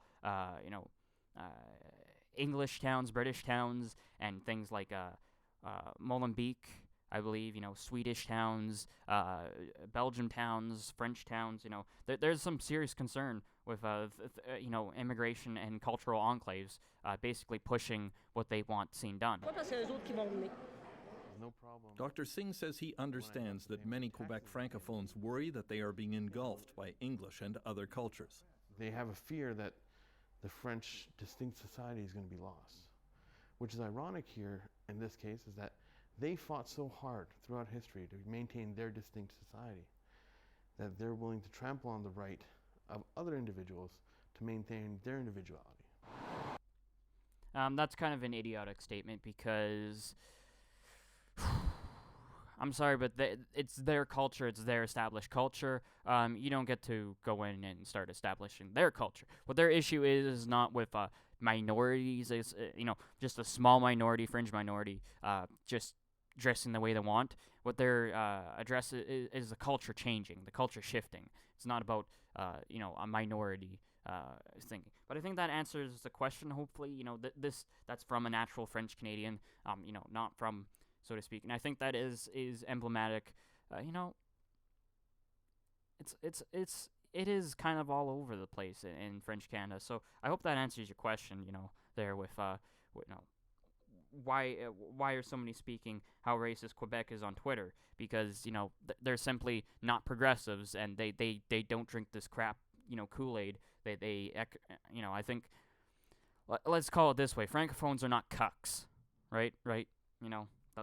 If you don't understand that internet culture meme basically, but yeah, they're not interested in taking shit from crap. They culturally speaking, they're we consider them, we call them, stereotype them as outspoken and sometimes intolerant, so to speak, right? Progressives would label a lot of outspoken francophones as intolerant and racist or whatever, right? Because they perceive anything that's not progressive as racist. That's generally speaking, But then again, there's a lot of progressives that shit talk on Twitter, so it might not be representative of the wider population, right? For all we know, that could be a lot of shit talkers from Australia or whatever country, right? It's not necessarily emblematic of actual Canadian people from the region, right? So I hope that answers your question.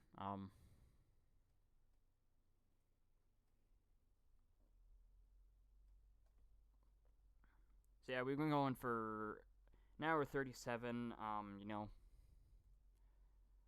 See what's heading up. See if we got any new tweets. No new tweets. I'll check to see one last time to see if there's any news stories showing up.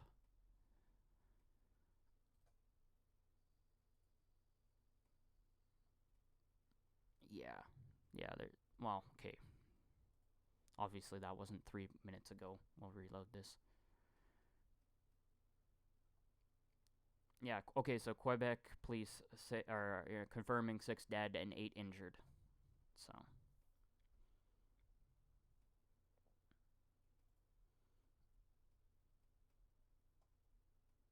the Providence, the province. Yeah, 6 dead in terrorist attack. So we are confirming it does appear to be 6 dead. It's been updated to 6 dead.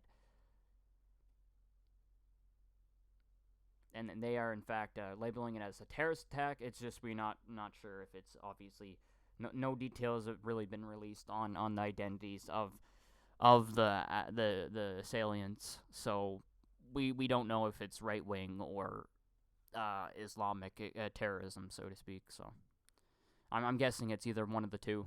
It's got to be one of the two. I would doubt liberals would implement their or communists would implement their extreme terrorism as you know on a mosque. Doesn't really make much sense.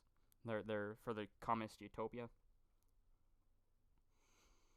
This is a wonderful comment. I'm single, need a girlfriend. I'm sorry, I can't help you with that.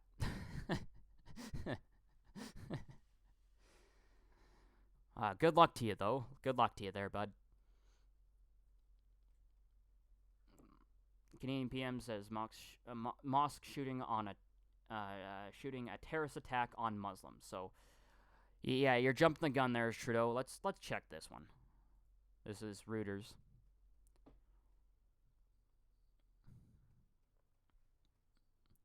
The shooting at a Quebec mosque during a Sunday night's prayers, which reportedly killed 5 people, was a terrorist attack on Muslims, said Canada Prime Minister Justin Trudeau.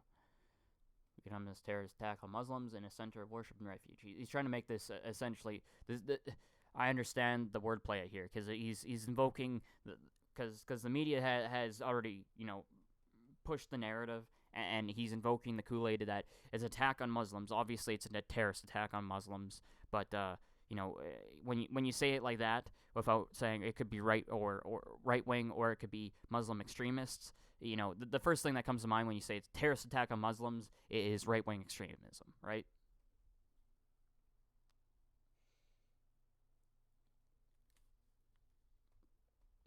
Witnesses said a heavily armed police tactical squad was seen entering the 3-story mosque.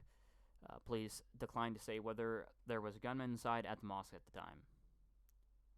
Police tweeted that the situation was under control, the mosque had been secured, and occupants evacuated. Okay, so that's interesting. I assume that basically the gunmen were in the mosque, they fired a whole bunch of bullets, and they ran out. And because there was one that was caught fleeing the scene at a bridge, so to speak. So, somewhere in, what was it?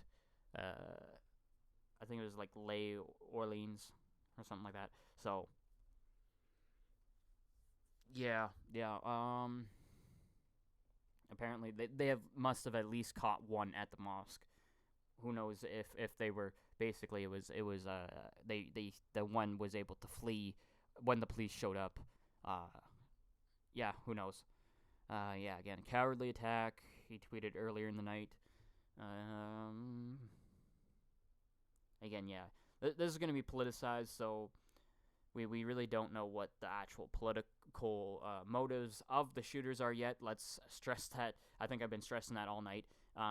But we don't know the motives. For all I know, it could just be extreme. It could be the extreme right wing. It could be the extreme left wing. Guns are here to stay in the USA, so get over it. 80 million people own 325 million guns. Gun rights were the main reason Trump was elected. I would actually have to disagree on your last one. I don't think gun rights were the main reason Trump was elected. I think they were definitely a factor. I think the main reason was he picked up a lot of Obama voters in the Rust Belt because they voted for hope and change. Obama didn't give it to them, so they're like, fuck Hillary. She's not gonna give us hope and change. She's a corporate government shill.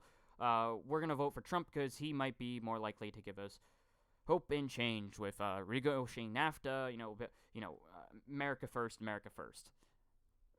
I would argue that's what got Trump more so elected than the gun rights. But yeah, Hillary supported the Australian gun control, which is a ban. It was a buyback program. Yes. Hillary did I think show some sort of support early in the day. It was a big reason because Obama tried hard to rip guns away.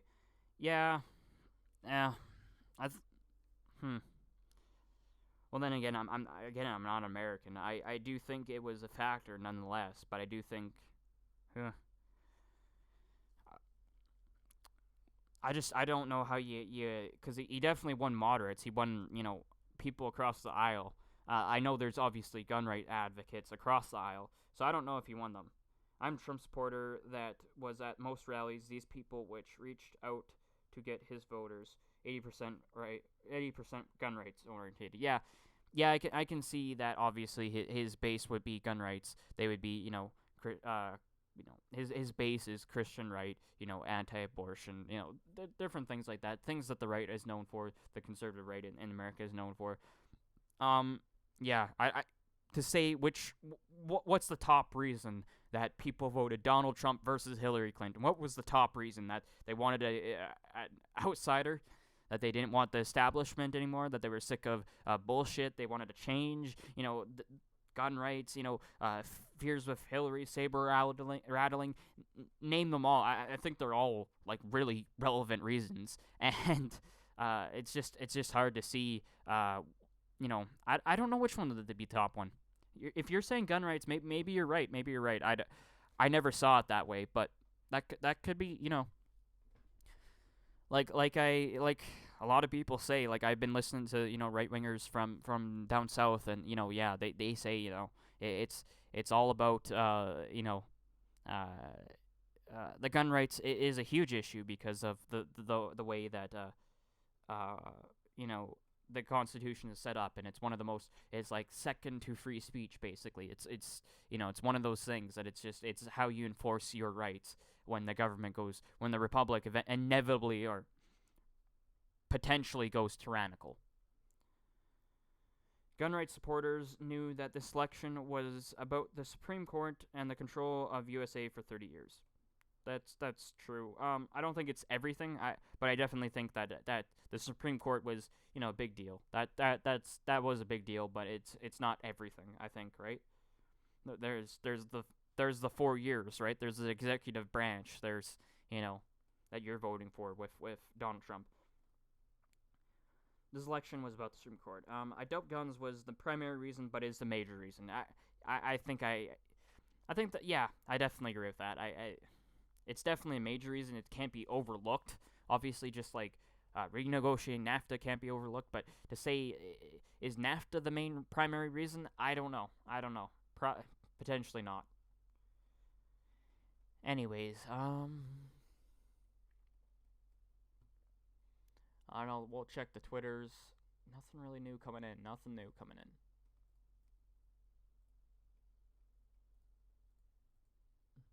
We'll search.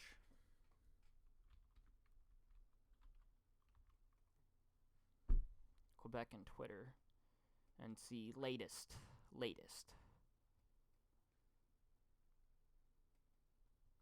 See what the plebs on Twitter are saying, I guess.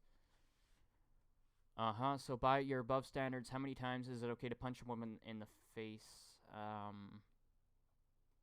don't know what that is supposed to be a reference to. It's obviously somebody replying to somebody. Webdo looks like a French site. Yeah, I can't understand that. Latest Quebec, yeah. We're up to date on the latest. It's at a Bing translation. See if it's any good. The mosque attack Sunday has already been referred. Doesn't make sense, Bing. A pink's head was found in front of his door. Actually, it hasn't, because we have no idea if this is actually linked. If the pig head incident is linked. We do not know that. Two things can be true at the same time. Remember that. Two things can be true at the same time if it's in an ambiguous state. So, Indian guy, clearly, because Indian flag. Gunmen open fire in Mosque will be called terrorism. It has been called terrorism. Yeah, more breaking news.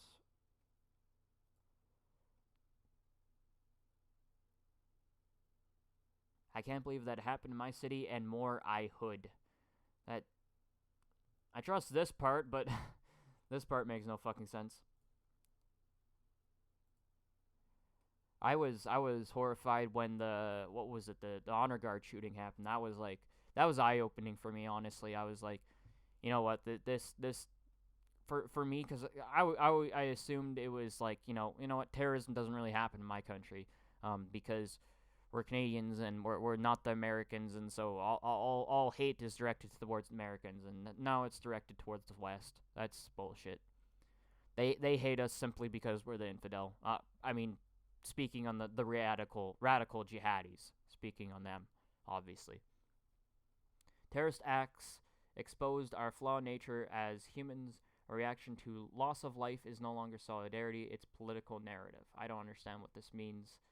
It's obviously Arabic Twitter. Well, some sort of Arabic thing. So, terrorist acts expose our flawed nature as humans. A reaction to loss of life is no longer solidarity, it's political narrative. Okay, I see. So people are all about the political narrative when they're talking about terrorist attacks, right? I mean, I'm doing a live stream. I'm a politics guy. I talk politics.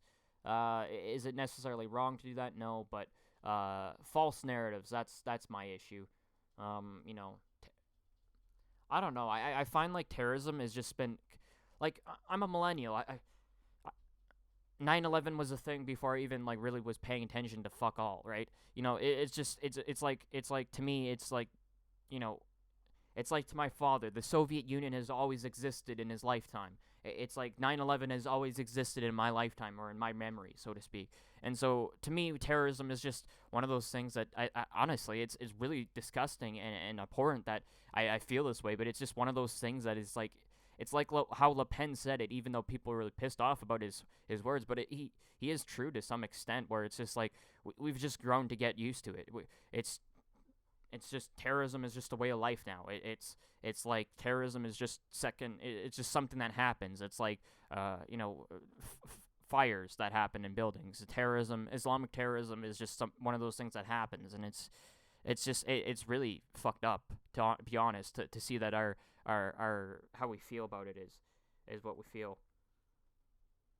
What does the pig head symbolize? The pig head is essentially quote unquote, like it basically be hate crime type territory, right? It would be like because in Muslim culture, obviously they're very, you know, you can't eat pork, can't touch pork, can't look at pork, whatever the hell it is, right? And so the pork it is, you know, it's essentially offensive to throw bacon at a mosque, because they're like no pork, right? And so the whole gesture is like, you know, bon appetit, here's a pig head, even though you can't eat it. So I'm basically being a dick to you guys, right? So that's the significance of the pig head. There are 2 gun rights bills now moving forward, full stream ahead, due to Trump supporters. Nationwide concealed carry, reciprocatory all 50 states, and possessions, and legalizing silencers. I heard about the legalizing silencers. I didn't know about the other ones. The silencers ones, I've heard it explained. It makes perfect sense, because hearing damage and hearing protection, right? Islamic terror in the USA existed well before 9/11. Bin Batha takeover in Washington, D.C. Was early as 1970. Yeah, that's true. Pronounce Banaberth. Okay, so yeah. I never heard about that one. I'll have to look that up, but at the end, but still, like, nobody issued a war on terror. That's another thing too.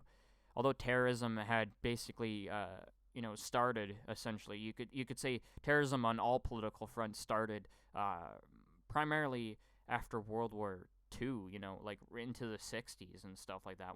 Once the black, you know, you know, basically that Black Panther era, you know, guerrilla warfare, you know, Afghan jihad against the Russians, you know, all these different things, you know, I don't know,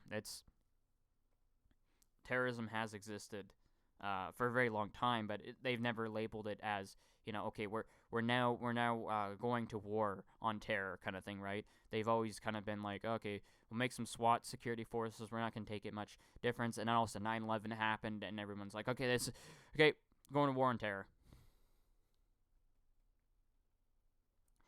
I was 11 years old when I saw the takeover on TV, and actually called and talked to. Okay, that's interesting. Yeah, and actually called and talked to the Banneri Bertha Islamic terrorists. It's interesting. Do you think Canada will have a movement for looser gun laws if these attacks become an issue in Canada? I think it becomes a justification for the government to take away more gun rights. Depends who's in power, though.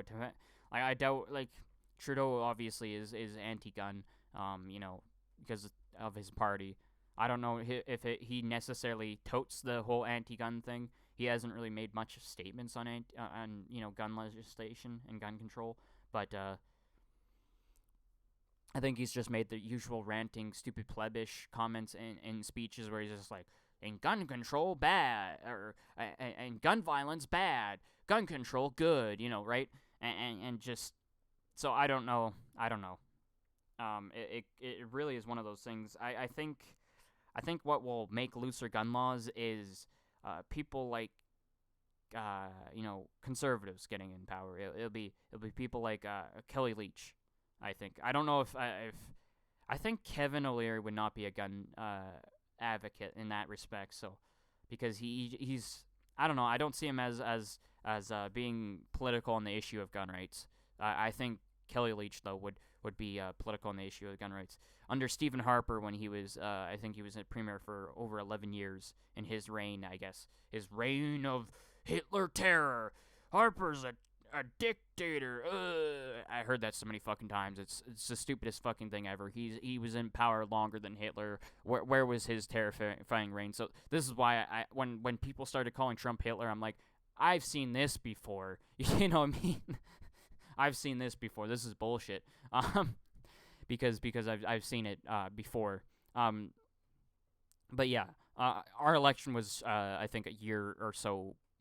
I think 2 years before the American election. Don't quote me on that one. I could do the math right now, but I'm too lazy. I feel like talking instead. Canada will never have legal weapons. Gotta love that liberal logic, though. Canada does have legal weapons, actually. I'll be honest here. You have no Second Amendment, so any type of gun rights, like you have no rights. You have no gun rights, so to speak. You have no right to a firearm. But that being said, you do have the ability to receive the privilege of owning firearm ownership, right? You do have the privilege. So what it really requires it requires an it requires you have to have it's a gun registry program, so your gun is registered in the program. If you are I believe FCC is a different one. That's, I think, for hunting rights for the most part. PAL, that's your personal something license. Your PAL is your big one. That one gets you pretty much anything that's non-restrictive status. So restrictive status would be like short-barreled sawed-off shotguns, right? Anything that's short-barreled, so to speak, right? Short-barrel handguns, so I do think your PAL, once you work up that status, so you get into I think your second stage of restrictive firearms would be like, I don't think I think handguns are I don't understand how they classify it, but I do know it goes, basically your base level is your long barrel shotguns, your long barrel hunting rifles, your long barrel I believe semi-autos as well, and then it goes up to the next tier, which is your short barrel handguns, your short barrel firearms for the most part, and then your tier above that is like things like that are high mag capacity stuff like that, right? And then above that is like super restricted, like fully automatic, which is like something that's only legal in like Baton Rouge, and obviously only extreme privileged individuals in Canada will ever own those things, right? But Obama calls me an Uber gun owner. 5 handguns, 3 battle rifles. One is 900 rounds a minute, and some battle shotguns. I have never killed any. I haven't killed anyone. I'm in Virginia. I almost call. I'm a virgin. Sorry about that. And no permit. I can and have carried 3 handguns and worn my AR-15 to within a third of a mile of the White House on the Pontomac River. That's the Second Amendment. That's the Second Amendment protected. Yeah. In Canada, I don't even think you can. There is no thing. There's zero stand your ground laws. There's zero concealed carry laws and things like that. You simply. There's only two purposes to rifles. It is essentially hunting and shooting, recreational shooting. That's it. You can't, like, if you use a weapon to even defend yourself, defend your home, you might be like you actually might be get in trouble. You might get fined. You literally cannot defend your property in some cases. I mean, and obviously it's really mostly up to judge discretion. It's ultimately up to judge discretion. If you don't do essentially everything right, even though a burglar comes onto your property and is being violent with a knife or whatever the fuck, and you shoot him, and then you haven't stated that you have a gun and I'm gonna shoot you if you don't get off my property, and all these other things, and like I don't know, maybe shout it 5 times or whatever the fuck. I'm not quite sure because I'd have to look deeper into those cases, but I do know that you can get in trouble and get convicted for I believe it would be 2nd or 3rd degree murder. It wouldn't be 1st degree, I don't believe, unless it's like some really extreme case where, right? But I believe you can get convicted of like things like that, and it's really sick. It's fucked up. So if these laws work, how did these attackers get an AK-47? Prohibition provides. If there's a will, there's a way. That's simple as that. That's why I see it. You're never gonna be able to stop the flow of a good if somebody wants it. I mean, if people don't want firearms, they don't have to get them, even if they're legal or not. Like if you legalized heroin or cocaine tomorrow, I wouldn't be going out and getting fucked up on cocaine or heroin. It's as simple as that. If you legalized firearms tomorrow, I wouldn't be able to afford one. I do not have the money to afford such luxuries, so to speak. Like I know the price range; they're just out of my price range. So, although I would like to be a gun owner, obviously, funding wise, I don't have that reality. So it's interesting. It's just these things. It's a highly politicized issue with the gun debate. And I imagine it's gonna be all over the fucking news. Suddenly, gun debate, gun violence in Canada. Do we need to make stronger gun laws? And it's like we have some of the strongest gun laws ever. Like, what are you gonna do? Ban high-powered hunting rifles? Like, no, you can't do that. You can't do that. Actually, that would be. I would consider that like outrageous. I actually consider even just the registry for hunting rifles stupid. That's one of the things that the Harper did in his conservative government. He repealed, or at least tried to. I think it was one of his crusades, and he might have had to back off because the liberals, essentially vetoed his shit in Parliament. But removing the registry for long guns and long gun rifles, bolt action rifles, because unfortunately the thing about Canada, is you have to know I'm from the Canadian prairies, right? And in the Depression, 1930s, in the Depression, that was one of the hardest places it hit is the Canadian prairie in North America. That was one of the hardest places the Depression hit. And we basically, you know, like crop prices, because it's all agricultural in the prairies. You know, that's where all their money was coming from. So crop prices were so low. You know, losing farms, things like that. You know, just farming was not viable. And you know, my grandfathers, you know, grandmothers, they were hunters and trappers. They went back to hunting and trapping. They were no longer farmers. They shot rabbits and ate rabbits, and they cooked them up in the stew. You know, the government had nothing to fucking do. The markets had failed them. The government had failed them. They went back to hunting and trapping.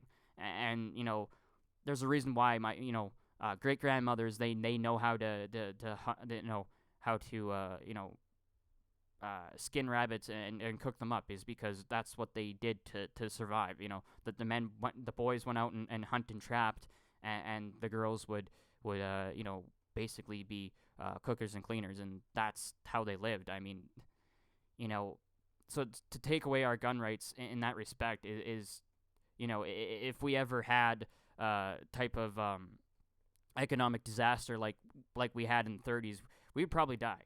You know, we have just it's barren for like almost 8 months. You know, you can't grow fucking diddly fuck all for 6 to 8 months. You know, and you can't live off of grains. You can't live off of grains. You need meat. You need protein, and it's just ridiculous. You know, to think that you could ban rifles from us, and you know, try to try to crack down on some sort of like, you know, game and hunting rights in that type of situation. I don't know how you would do it. You would really fuck people. I'm not trying to say our way of life as some sort of native thing, because I have no native ancestry, but you know, that ultimately was how you know, the prairies, for the most part, the poor working class in the prairies survived the Great Depression. Is they either rode the rails, or if they had families, they had to provide them. They had to feed the mouths. They couldn't just fuck off to wherever there was work, wherever there was rumored to be work, right? So, I don't know. Move to Virginia, you can have a handgun on your hip for $150. Yeah, I know. I don't know. It's one of those things where I've thought about immigrating to the United States, because it's like, I would feel like I would be a betrayer in some sense, because obviously I'm a patriot, but I mean, at the same time, it's one of those things where it's like, if I like the states' rights, I like it there, like I like what you guys got going on there, basically, but at the same time, it's one of those tough decisions I haven't made. Obviously, it's something that, you know, enters the mind. I think Canada repealed the registry because it cost money and didn't lead to one single criminal case closure. Yeah, it didn't. The problem is the registry came back. I can't remember if that was Trudeau or if it was later in Stephen Harper's term, where the basically the progressives collated together, and you know, the liberals, and then what was it, the social democrats basically got together and basically reinstated that long gun registry. I know it's active now these days again, and it's stupid. We actually, another interesting statistic is we have like something like a third of the firearms in circulation in Canada are unregistered, because they've been owned in the family before the gun registry acts and things like that, and basically gun prohibition, like the gun control measures were instated back in, like, what is it, 72 or something like that, 78. And so we have plenty of there's so many weapons in circulation, estimated, that are owned by people that are not committing crimes. So, and they're mostly, you know, obviously for hunting purposes. What is it? Our family owns a small little 22 that we use to shoot critters, because they fuck up with things like out at the farm, basically. Well, it's not a farm, but because we don't farm it, but it's on open prairie land, basically, right? It's rural land. Anyways, I've been going on for 2 hours. Let's see if there's any recent news. Clearly, the Muslim community was attacked. Security measures in places of worship heightened in Quebec City. Clearly, the Muslim community was attacked By whom though? By more extremists? Like this is the narrative. You know, oh, Muslims are attacked. Oh, poor Muslims. You know, like I'm getting sick of this shit. Like I get it. It's not good, but it's like this is regressive. You know, it's all Muslims. Oh, you know, poor Muslims. Like it's like, yeah. And what will happen to your narrative when it's when if they find out that it's perpetrated by Muslims, which I assume is the most likely case, judging by statistics, because 70% of terrorism is done by Muslims, and the next biggest chunk is done by radical communists. This does not seem to be at all linked to radical communists, so I don't know. It's idiotic. We are with you. You are at home. You are welcome at home. We are all Quebecers. Wonderful solidarity quotes. No person should have to pay with their life for their race or color. Okay, I'm going to reply to this. This is bullshit. This is serious bullshit. Let's get my copy link to tweet.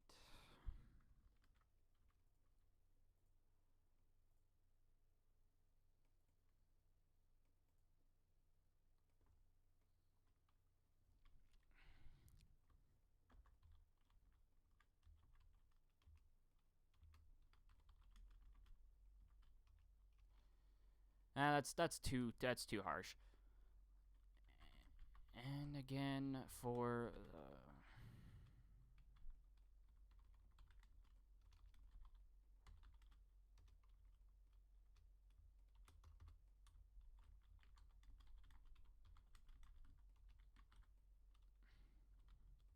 do that. Good enough.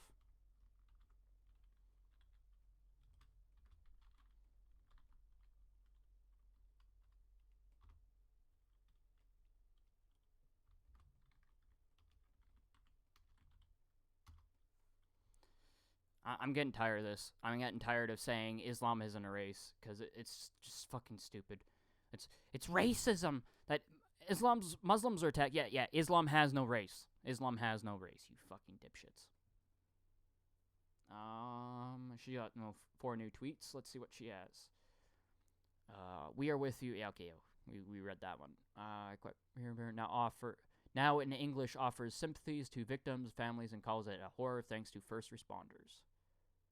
What? Sympathies to victims, families, calls it a horror. Thanks, first responders. Okay, not thanks to first responders. I read that wrong. Reporters are pressing for details for the attack suspect's motive. Clark says it's too early in investigations to say anything. Quebec Premier Collard on Mosque shooting says in French, today Quebec was hit by terrorism. So we know it's terrorism. We don't know what type of terrorism. Boom. That's how I do it. No, just kidding. No more tweeting here. Justin Trudeau has anything. Please read my statement on tonight's terrorist attack.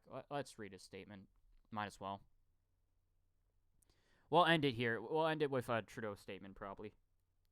Islam is a political ideology. Exactly. Islam is a race in liberal minds. Exactly.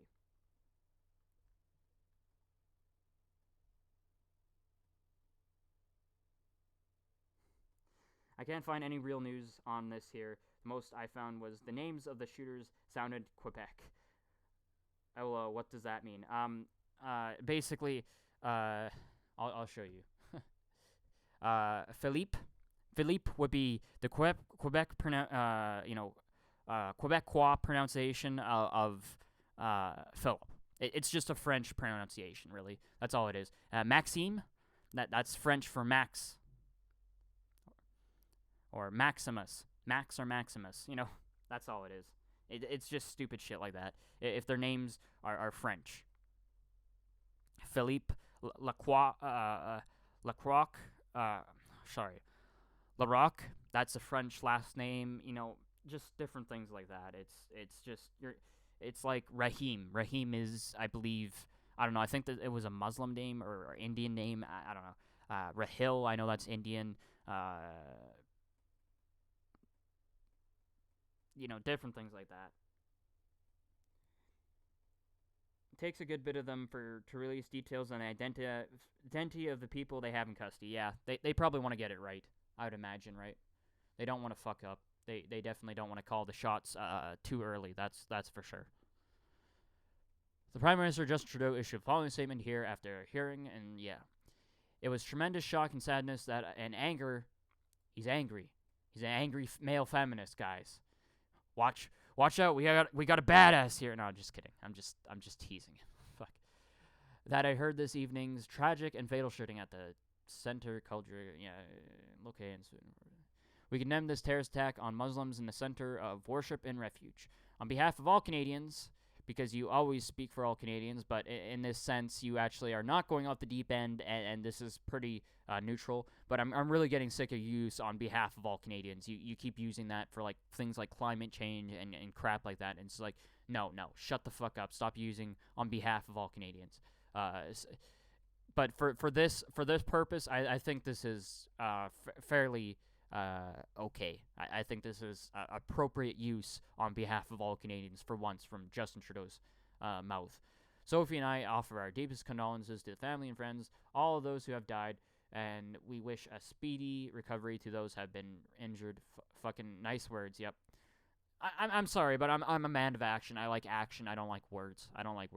Words are stupid. While again, free speech, I get it. I'm trying to be, it's a hyperbolic statement. While authorities are still investigating, the details continue to be confirmed. It is heart-wrenching to see such senseless violence. Diversity is our strength. Diversity is not our strength. It's nothing. Diversity is nothing. Diversity is just diversity. It's not a strength. It's might be a weakness. Probably a weakness. Like if we pit two ethnicities together, they fucking fight. I'm sorry. That's the reality. Diversity in ethnicity is not a race. It's just not a race. And religious tolerance is a value that we as Canadians hold dear. I have religious tolerance. I don't have violent extremism, political, ideological violence. That's bullshit. Religious violence, ideological violence, and any type of violence, not particularly tolerant of that. Which is what has been portrayed here. Muslim Canadians are an important part of our national fabric. No. Actually, no, they are not. They're not an important part of our national fabric. That's complete bullshit. They make up like no percent of the population. This is virtue signaling to progressives. Trudeau. That's bullshit. They make up no important part of our national fabric. That's complete crap. That's a load of hogwash. Russian immigrants make more of our backing of our national fabric. Francophone Canadians make more of our national fabric. Inuit, Aboriginal peoples make more of our national fabric. Muslim Canadians, no. They make up no proportion. That's the most retarded statement I've ever heard. That's nonsense. It's virtue signaling. I know what it is. It's virtue signaling to regressives, to progressives. And these senseless acts have no place in our communities, cities, and country. Canadian law enforcement agencies will protect the rights of all Canadians and will make every effort to apprehend the perpetrators of this act and all acts of intolerance. I wonder if it's an act of intolerance. I wonder. I mean, yes and no. Yes and no. I imagine it probably is. It could be Muslim extremists, Muslim extreme jihadis being intolerant of the peaceful variety of Muslims, so to speak, right? Because they genuinely do exist. There is the liberal Muslim, even though I find that kind of a bit of a paradox, just because of the way their holy book is set up. But those people do exist. Liberal Muslims do exist. We can't be retarded about that. I believe if it was white nationalists that committed this attack, we would already have those details. Yeah, probably. They're trying to be safe. That's potentially true. They could be trying to be safe rather than, they're not interested in condemning. This is one of those things that I've noticed is when it comes to Islamic extremists, they're very cautious on releasing the details of the person. Search the Twitter, you will find it was a Trump supporters that entered illegally. Really? Search the Twitter. Let's check it out. Notifications. Okay, yeah. Let's search the Twitter. Search the Twitter. Ooh, Tommy Robinson. Let's retweet that. I'm sorry if you don't know who Tommy Robinson is. He is amazing voice. You have to look at his Oxford speech. You have to look up his Oxford speech. It's impressive stuff. It's really insane. What type of shit has gone through his life. I couldn't imagine that. I would probably I would be the first into the white nationalist. The Nazi movement would have picked me up if I grew up in Tommy Robinson's neighborhood. They would have picked me up when I was 19 years old. That's, I mean, I know that's not that long ago, but they would have picked me up, because I would have been just like, this is bullshit, and I would have been angry as hell and fucking pissed off, and I probably just, I would be some sort of, extremist. I probably would have been if I grew up in Tommy Robinson's neighborhood, because it's insane stuff. So we're trying to search Twitter. I read one report where a witness stated the names of the two arrested sounded Quebecian. That's where I got that from. And they said Allahu Akbar. Yeah. That was one of the statements. Yeah, I know. See, that's to me. I think I mentioned this before earlier in the stream, but that to me seemed to me it was potentially homegrown jihadis. Homegrown terrorists, because you can have Quebecois names, but yet be a homegrown terrorist. There is a lot of ghetto culture in Canada, in the French Canadian, not Canada, so to speak. Well, there's ghetto culture everywhere, but in French Canada, where even though there really shouldn't be, there's a lot of ghetto culture there, and it's really strange. And I imagine there's probably a lot of Islamic ghetto culture there too, and so I imagine it's probably a easy place to recruit from. I mean, that's all speculation, right? But that's just from what I understand of the area. I imagine a French Canadian could kick my ass at that debate for the most part, but I can't help but tie this attack to the Canadian leaders stating, "Send us your refugees" last night. Yeah, exactly. It's about as close to, blaming this on Trump is, yeah, it's just idiotic. It could be though. It could be far-right extremists saying, you know what, we need to do something radical to stop Justin Trudeau because he's gonna fuck up our country, because we've seen how Islamic extreme mass immigration has happened, and let's face it, extremists far-right extremists are fascists, and they believe in political violence to get what they want. That's the reality. Fascists believe in violence from the government. If they believe in violence from the government, they might as well be committing violence themselves, right? So let's try and find that. Search Twitter, you'll find Trump supporters.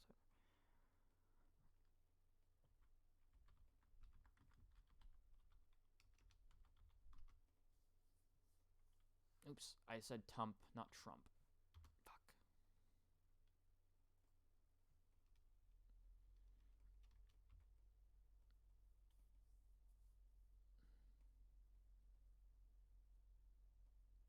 Just a bunch of Trump account. Okay.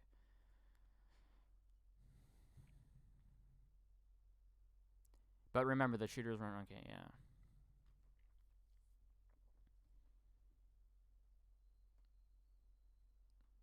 It's chilling that a U.S. president, Trump's now seen as the hate-mongering, anti-Muslim leader of the white supremacist movement. So I think he's saying it's chilling that Trump is now seen, not that he is. So just to quote him correctly, I believe. Ooh, okay. The Quebec City Mosque shooting is a terrorist attack on Muslims. Please tell me how Trump's rhetoric has no. Okay, that has 1,000 retweets. We're gonna at this guy. I'm sorry, but this has got to happen, folks. This has got to happen.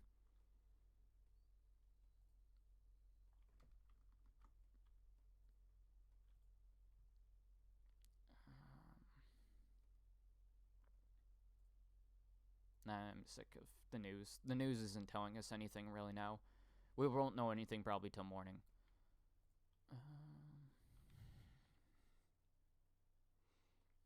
What did he say again? I forgot already. I got triggered by the stupidity. All right.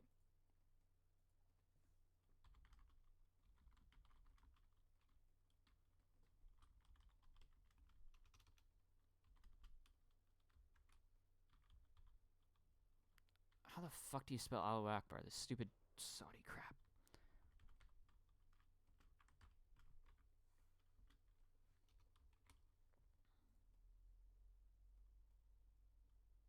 Allahu. I think that's correct. Yeah.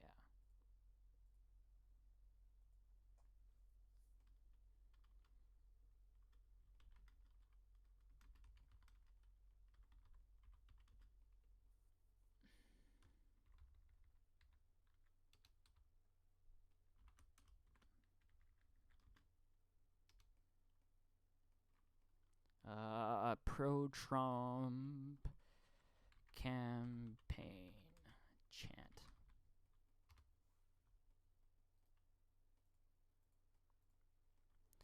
That's one way the Canadian school system has failed me is I can't spell. I'm terrible at my phonetics, but it might have to do something with my brain. I have to go to Al Jazeera to get news.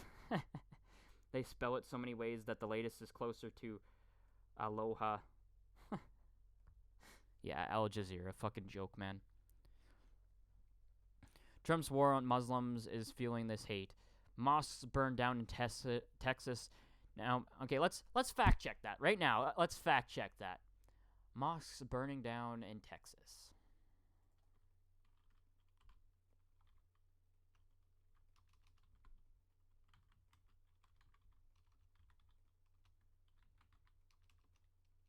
How the fuck? I always search hoax because then hoax comes to the spot. Hoax of the year. Okay, that's rumors about Sharia. That's not right. I don't give a fuck about that.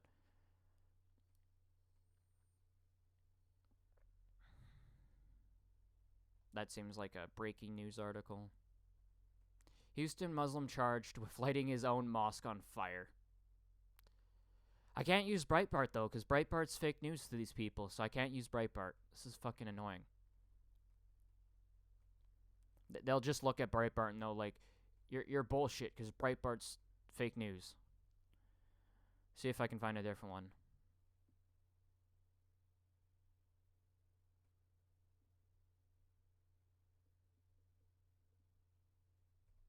Okay, so...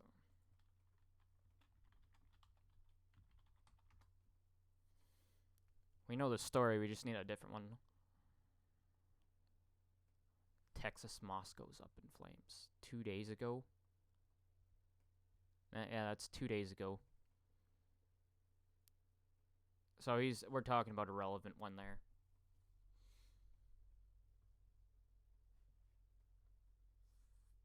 I don't think he's talking about the one that happened on Christmas Day. I think he's talking about the one that happened today.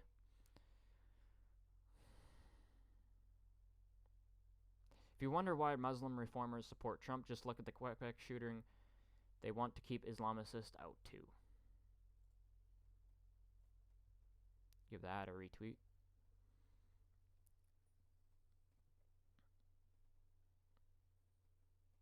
The Quebec shooting is because of Trump's rhetoric. News, they shouted Allahu Akbar. The left, let's not jump to conclusions. Sounds about right. What the hell? I hit the retweet button.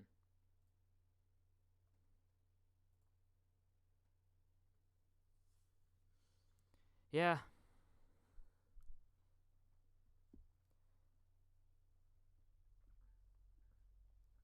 Yeah. Also be aware the latest mantra from Islam is that ISIS no longer exists. It is now the Caliphate.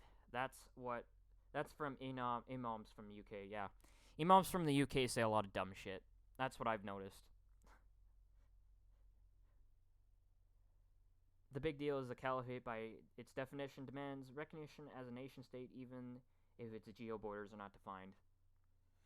Yep, it's a world. It's literally a world conquest ideology when it comes down to it. That's all it is. I think the news is kind of being done. Like there's nothing really left. It's basically just people. Let's reload this web page and see if there's anything new. Obviously, it's gonna be new. Okay, so now an estimated 53 people were reported at the time of the shooting. 2 suspects have been arrested, treating the shooting as a terrorist attack.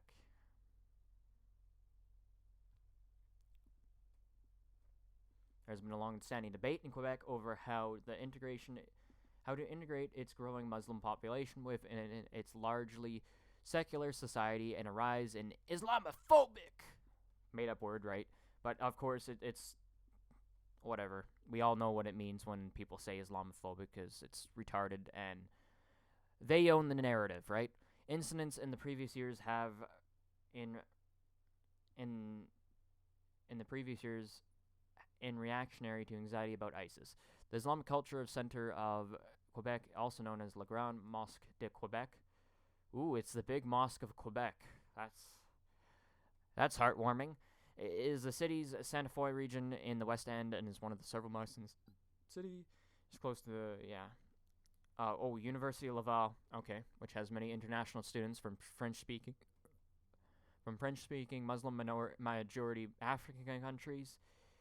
In June 2016, during Ramadan, it was targeted hate crime. Incidents took place on.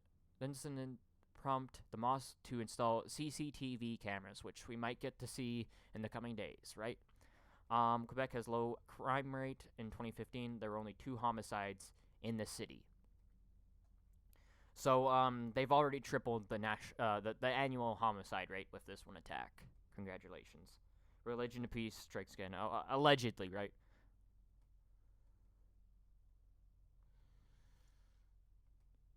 According to witnesses at the scene, gunmen wearing ski masks entered the mosque shortly after the end of the scheduled 3 p.m. prayers, began shooting about 40 worshipping Muslims. According to one witness, the gunmen used an AK-47. According to one witness, the attackers, 2 men dressed in black with Quebec accents, shouted Allahu Akbar during the shooting.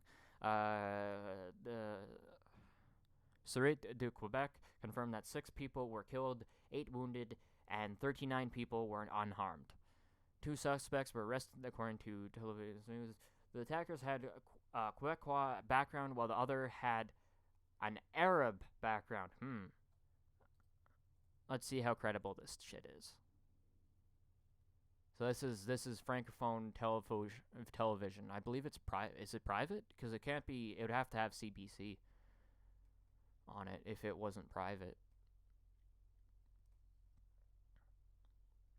But of course, I would assume they're probably, what's their political leaning? Yeah, they don't really have anything on what it would be.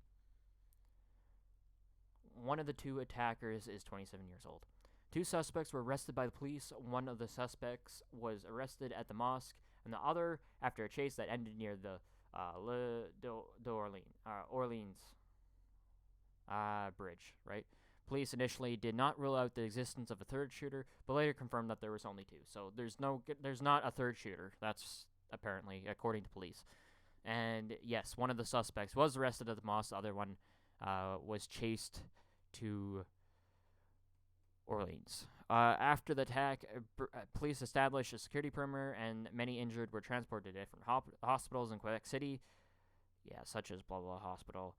At 10:40 p.m., police declared the situation was under control, with the building having been secured and the occupants evacuated. Police are treating the attack as a terrorist incident and activated SGPCT, a joint anti-terrorism task force comprising the Quebec City Police, the Sûreté de Quebec, which I'm assuming means secret. I don't know, and the Mounties, RCMP, to investigate the incident. Let's just double check what this is. Yeah, security agency, I believe. Quebec Safety, that's what it SQ. Is a provincial police force for the Canadian province of Quebec. No official English name exists, but the Quebec Provincial Police is commonly used. So it's basically like state police.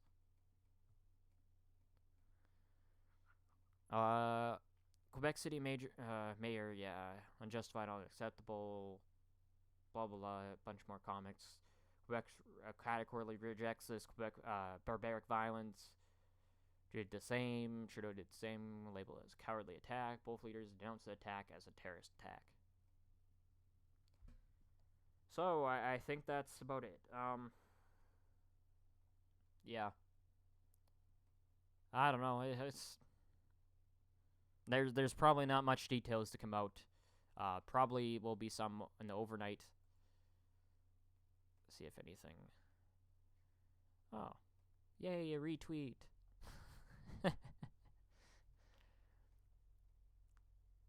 Ooh, well, I would like to listen to that, but I probably won't be able to make that. That would be interesting to listen to. Probably somebody will put it on YouTube. I think it is fair. I think it is fair to say yes. Ooh, a lot of people saying no. But I think it's fair to say yes. Engage in that Twitter poll. So, Muslim ban is I think it's fair to say that this is probably judging by the Arab ethnicity and this is probably presumably homegrown terrorism. I think that's my estimating on who these terrorists' identity are. They're probably homegrown jihadis. That's what I think. I hope you all enjoyed listening. I think we're gonna shut her down here because there's not really much left to be mentioned. I'll read the last comment here. Well, be warned. We don't know where Obama and his minions are. Be afraid, Canada. LOL. I think that's a reference to Obama the Muslim. Yeah, I'm not sure about that one. Is Obama the Muslim? Probably not, but he's definitely a Muslim apologist. That's for sure. I don't even give a fuck if he is or isn't.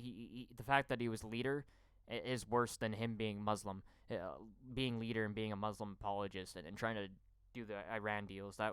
That's probably worse than him being just a straight up Muslim, you know. But then again, yeah, it's just this shit's just. What? How is there so much fucking shit? Kelly Leach is trending. Let's see what she says, because that's right underneath Quebec. She's probably I bet she's okay. So background for anybody knows. She is the Conservative Party leadership, and let's see what she's tweeting. We can't let somebody like Kevin O'Leary, Kelly Leach, become PM or even leader of the PC. Are you a conservative? Are you a fucking conservative? Do you have any say over our party? No, yeah. Look, I don't want to say label you as a progressive left winger just by a few of your tweets, but it seems to be that you're a progressive left winger. You have no say over who becomes leader of the CPC, Conservative Party of Canada.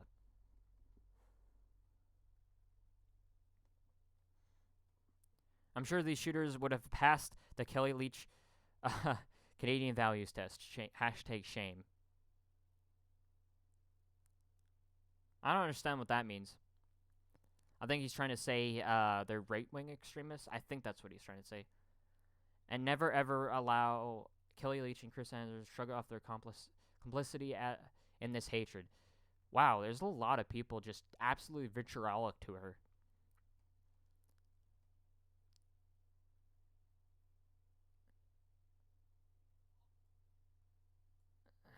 This shit's absurd. All lives matter, right? We see through your bullshit. Hashtag Trump light. Don't pretend to care about Muslims. I'm sorry. If she wants to be tough on terrorism, that would statistically, in this case, save Muslim lives. Fucking dumbass.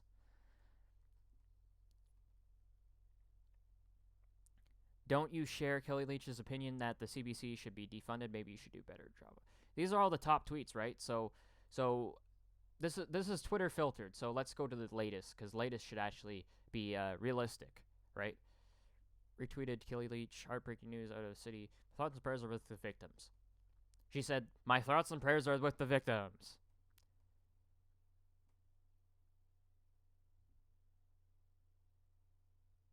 Okay, let's try and translate this. Let's plays.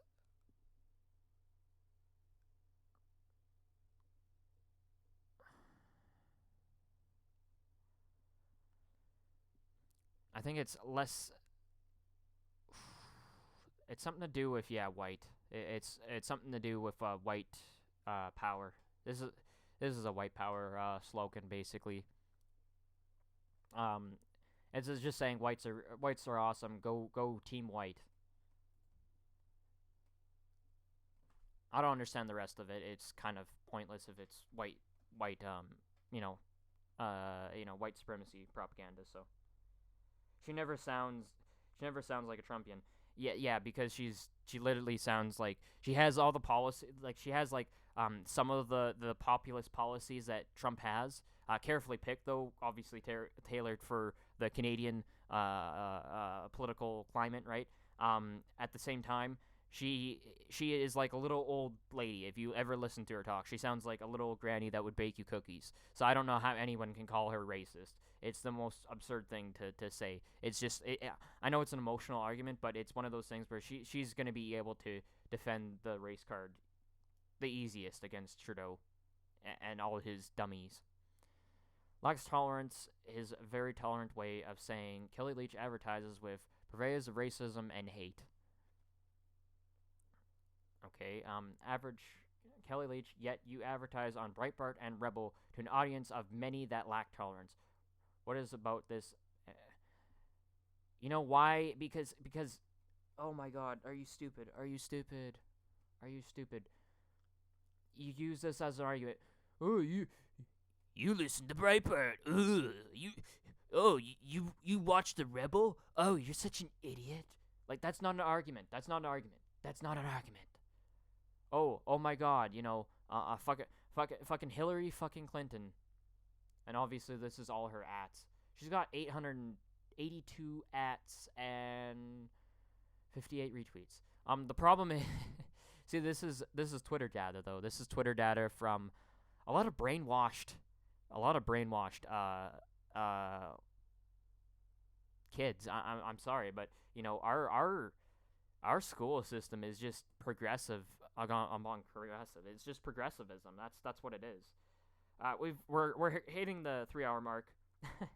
we should probably end this real quick here, but like the silver lining is, as much as you want to see Kelly Leach being added 82 times and only favorited 121 times, the silver lining here is that I think a lot of her supporters are not actually ever going to tweet this, because they know you can get in trouble for tweeting hate speech, quote unquote, right? So that's the thing is it might be even a stronger Trump effect than is in the States, in Canada, for the silent Trump supporter or the silent Leach supporter.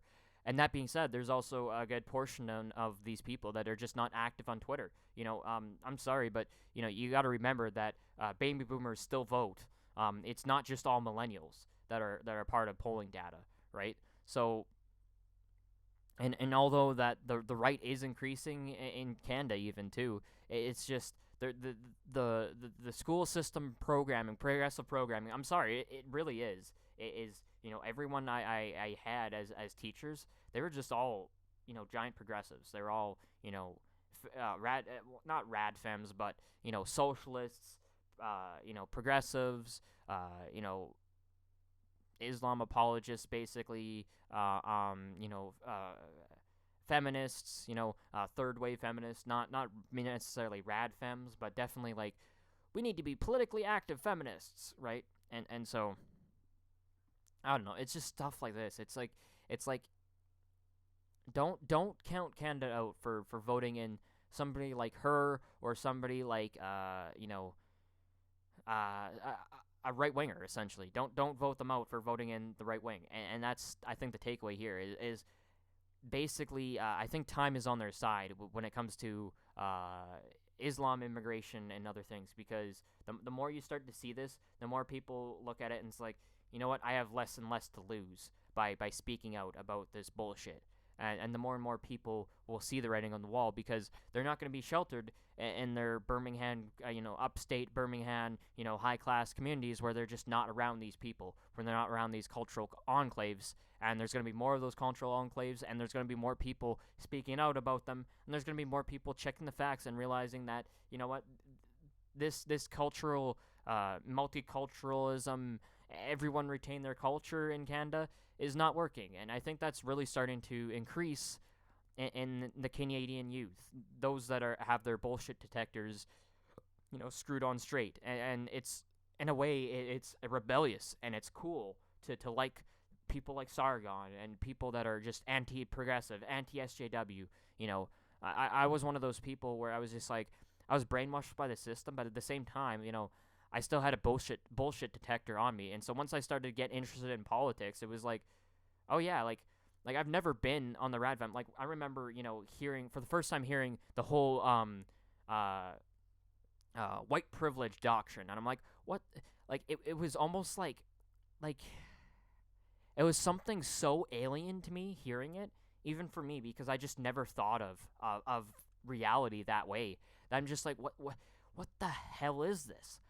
And it was just like so mind-numbingly hard to comprehend that I couldn't wrap my brain around it. It was almost like mental abuse. Like I'm not trying to say like this special snowflake triggering, but it was just like such an insane concept that by nature my white skin and penis between my legs is oppressive to people.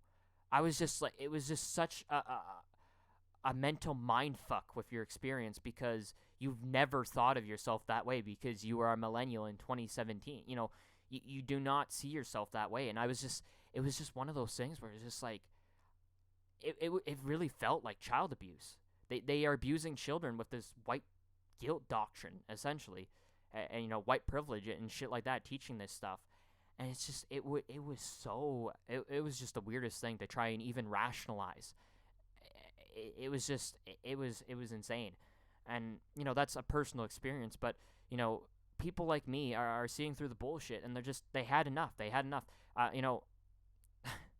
Eventually, if I get to the point where I can be self-sufficient on either YouTube or in media, or,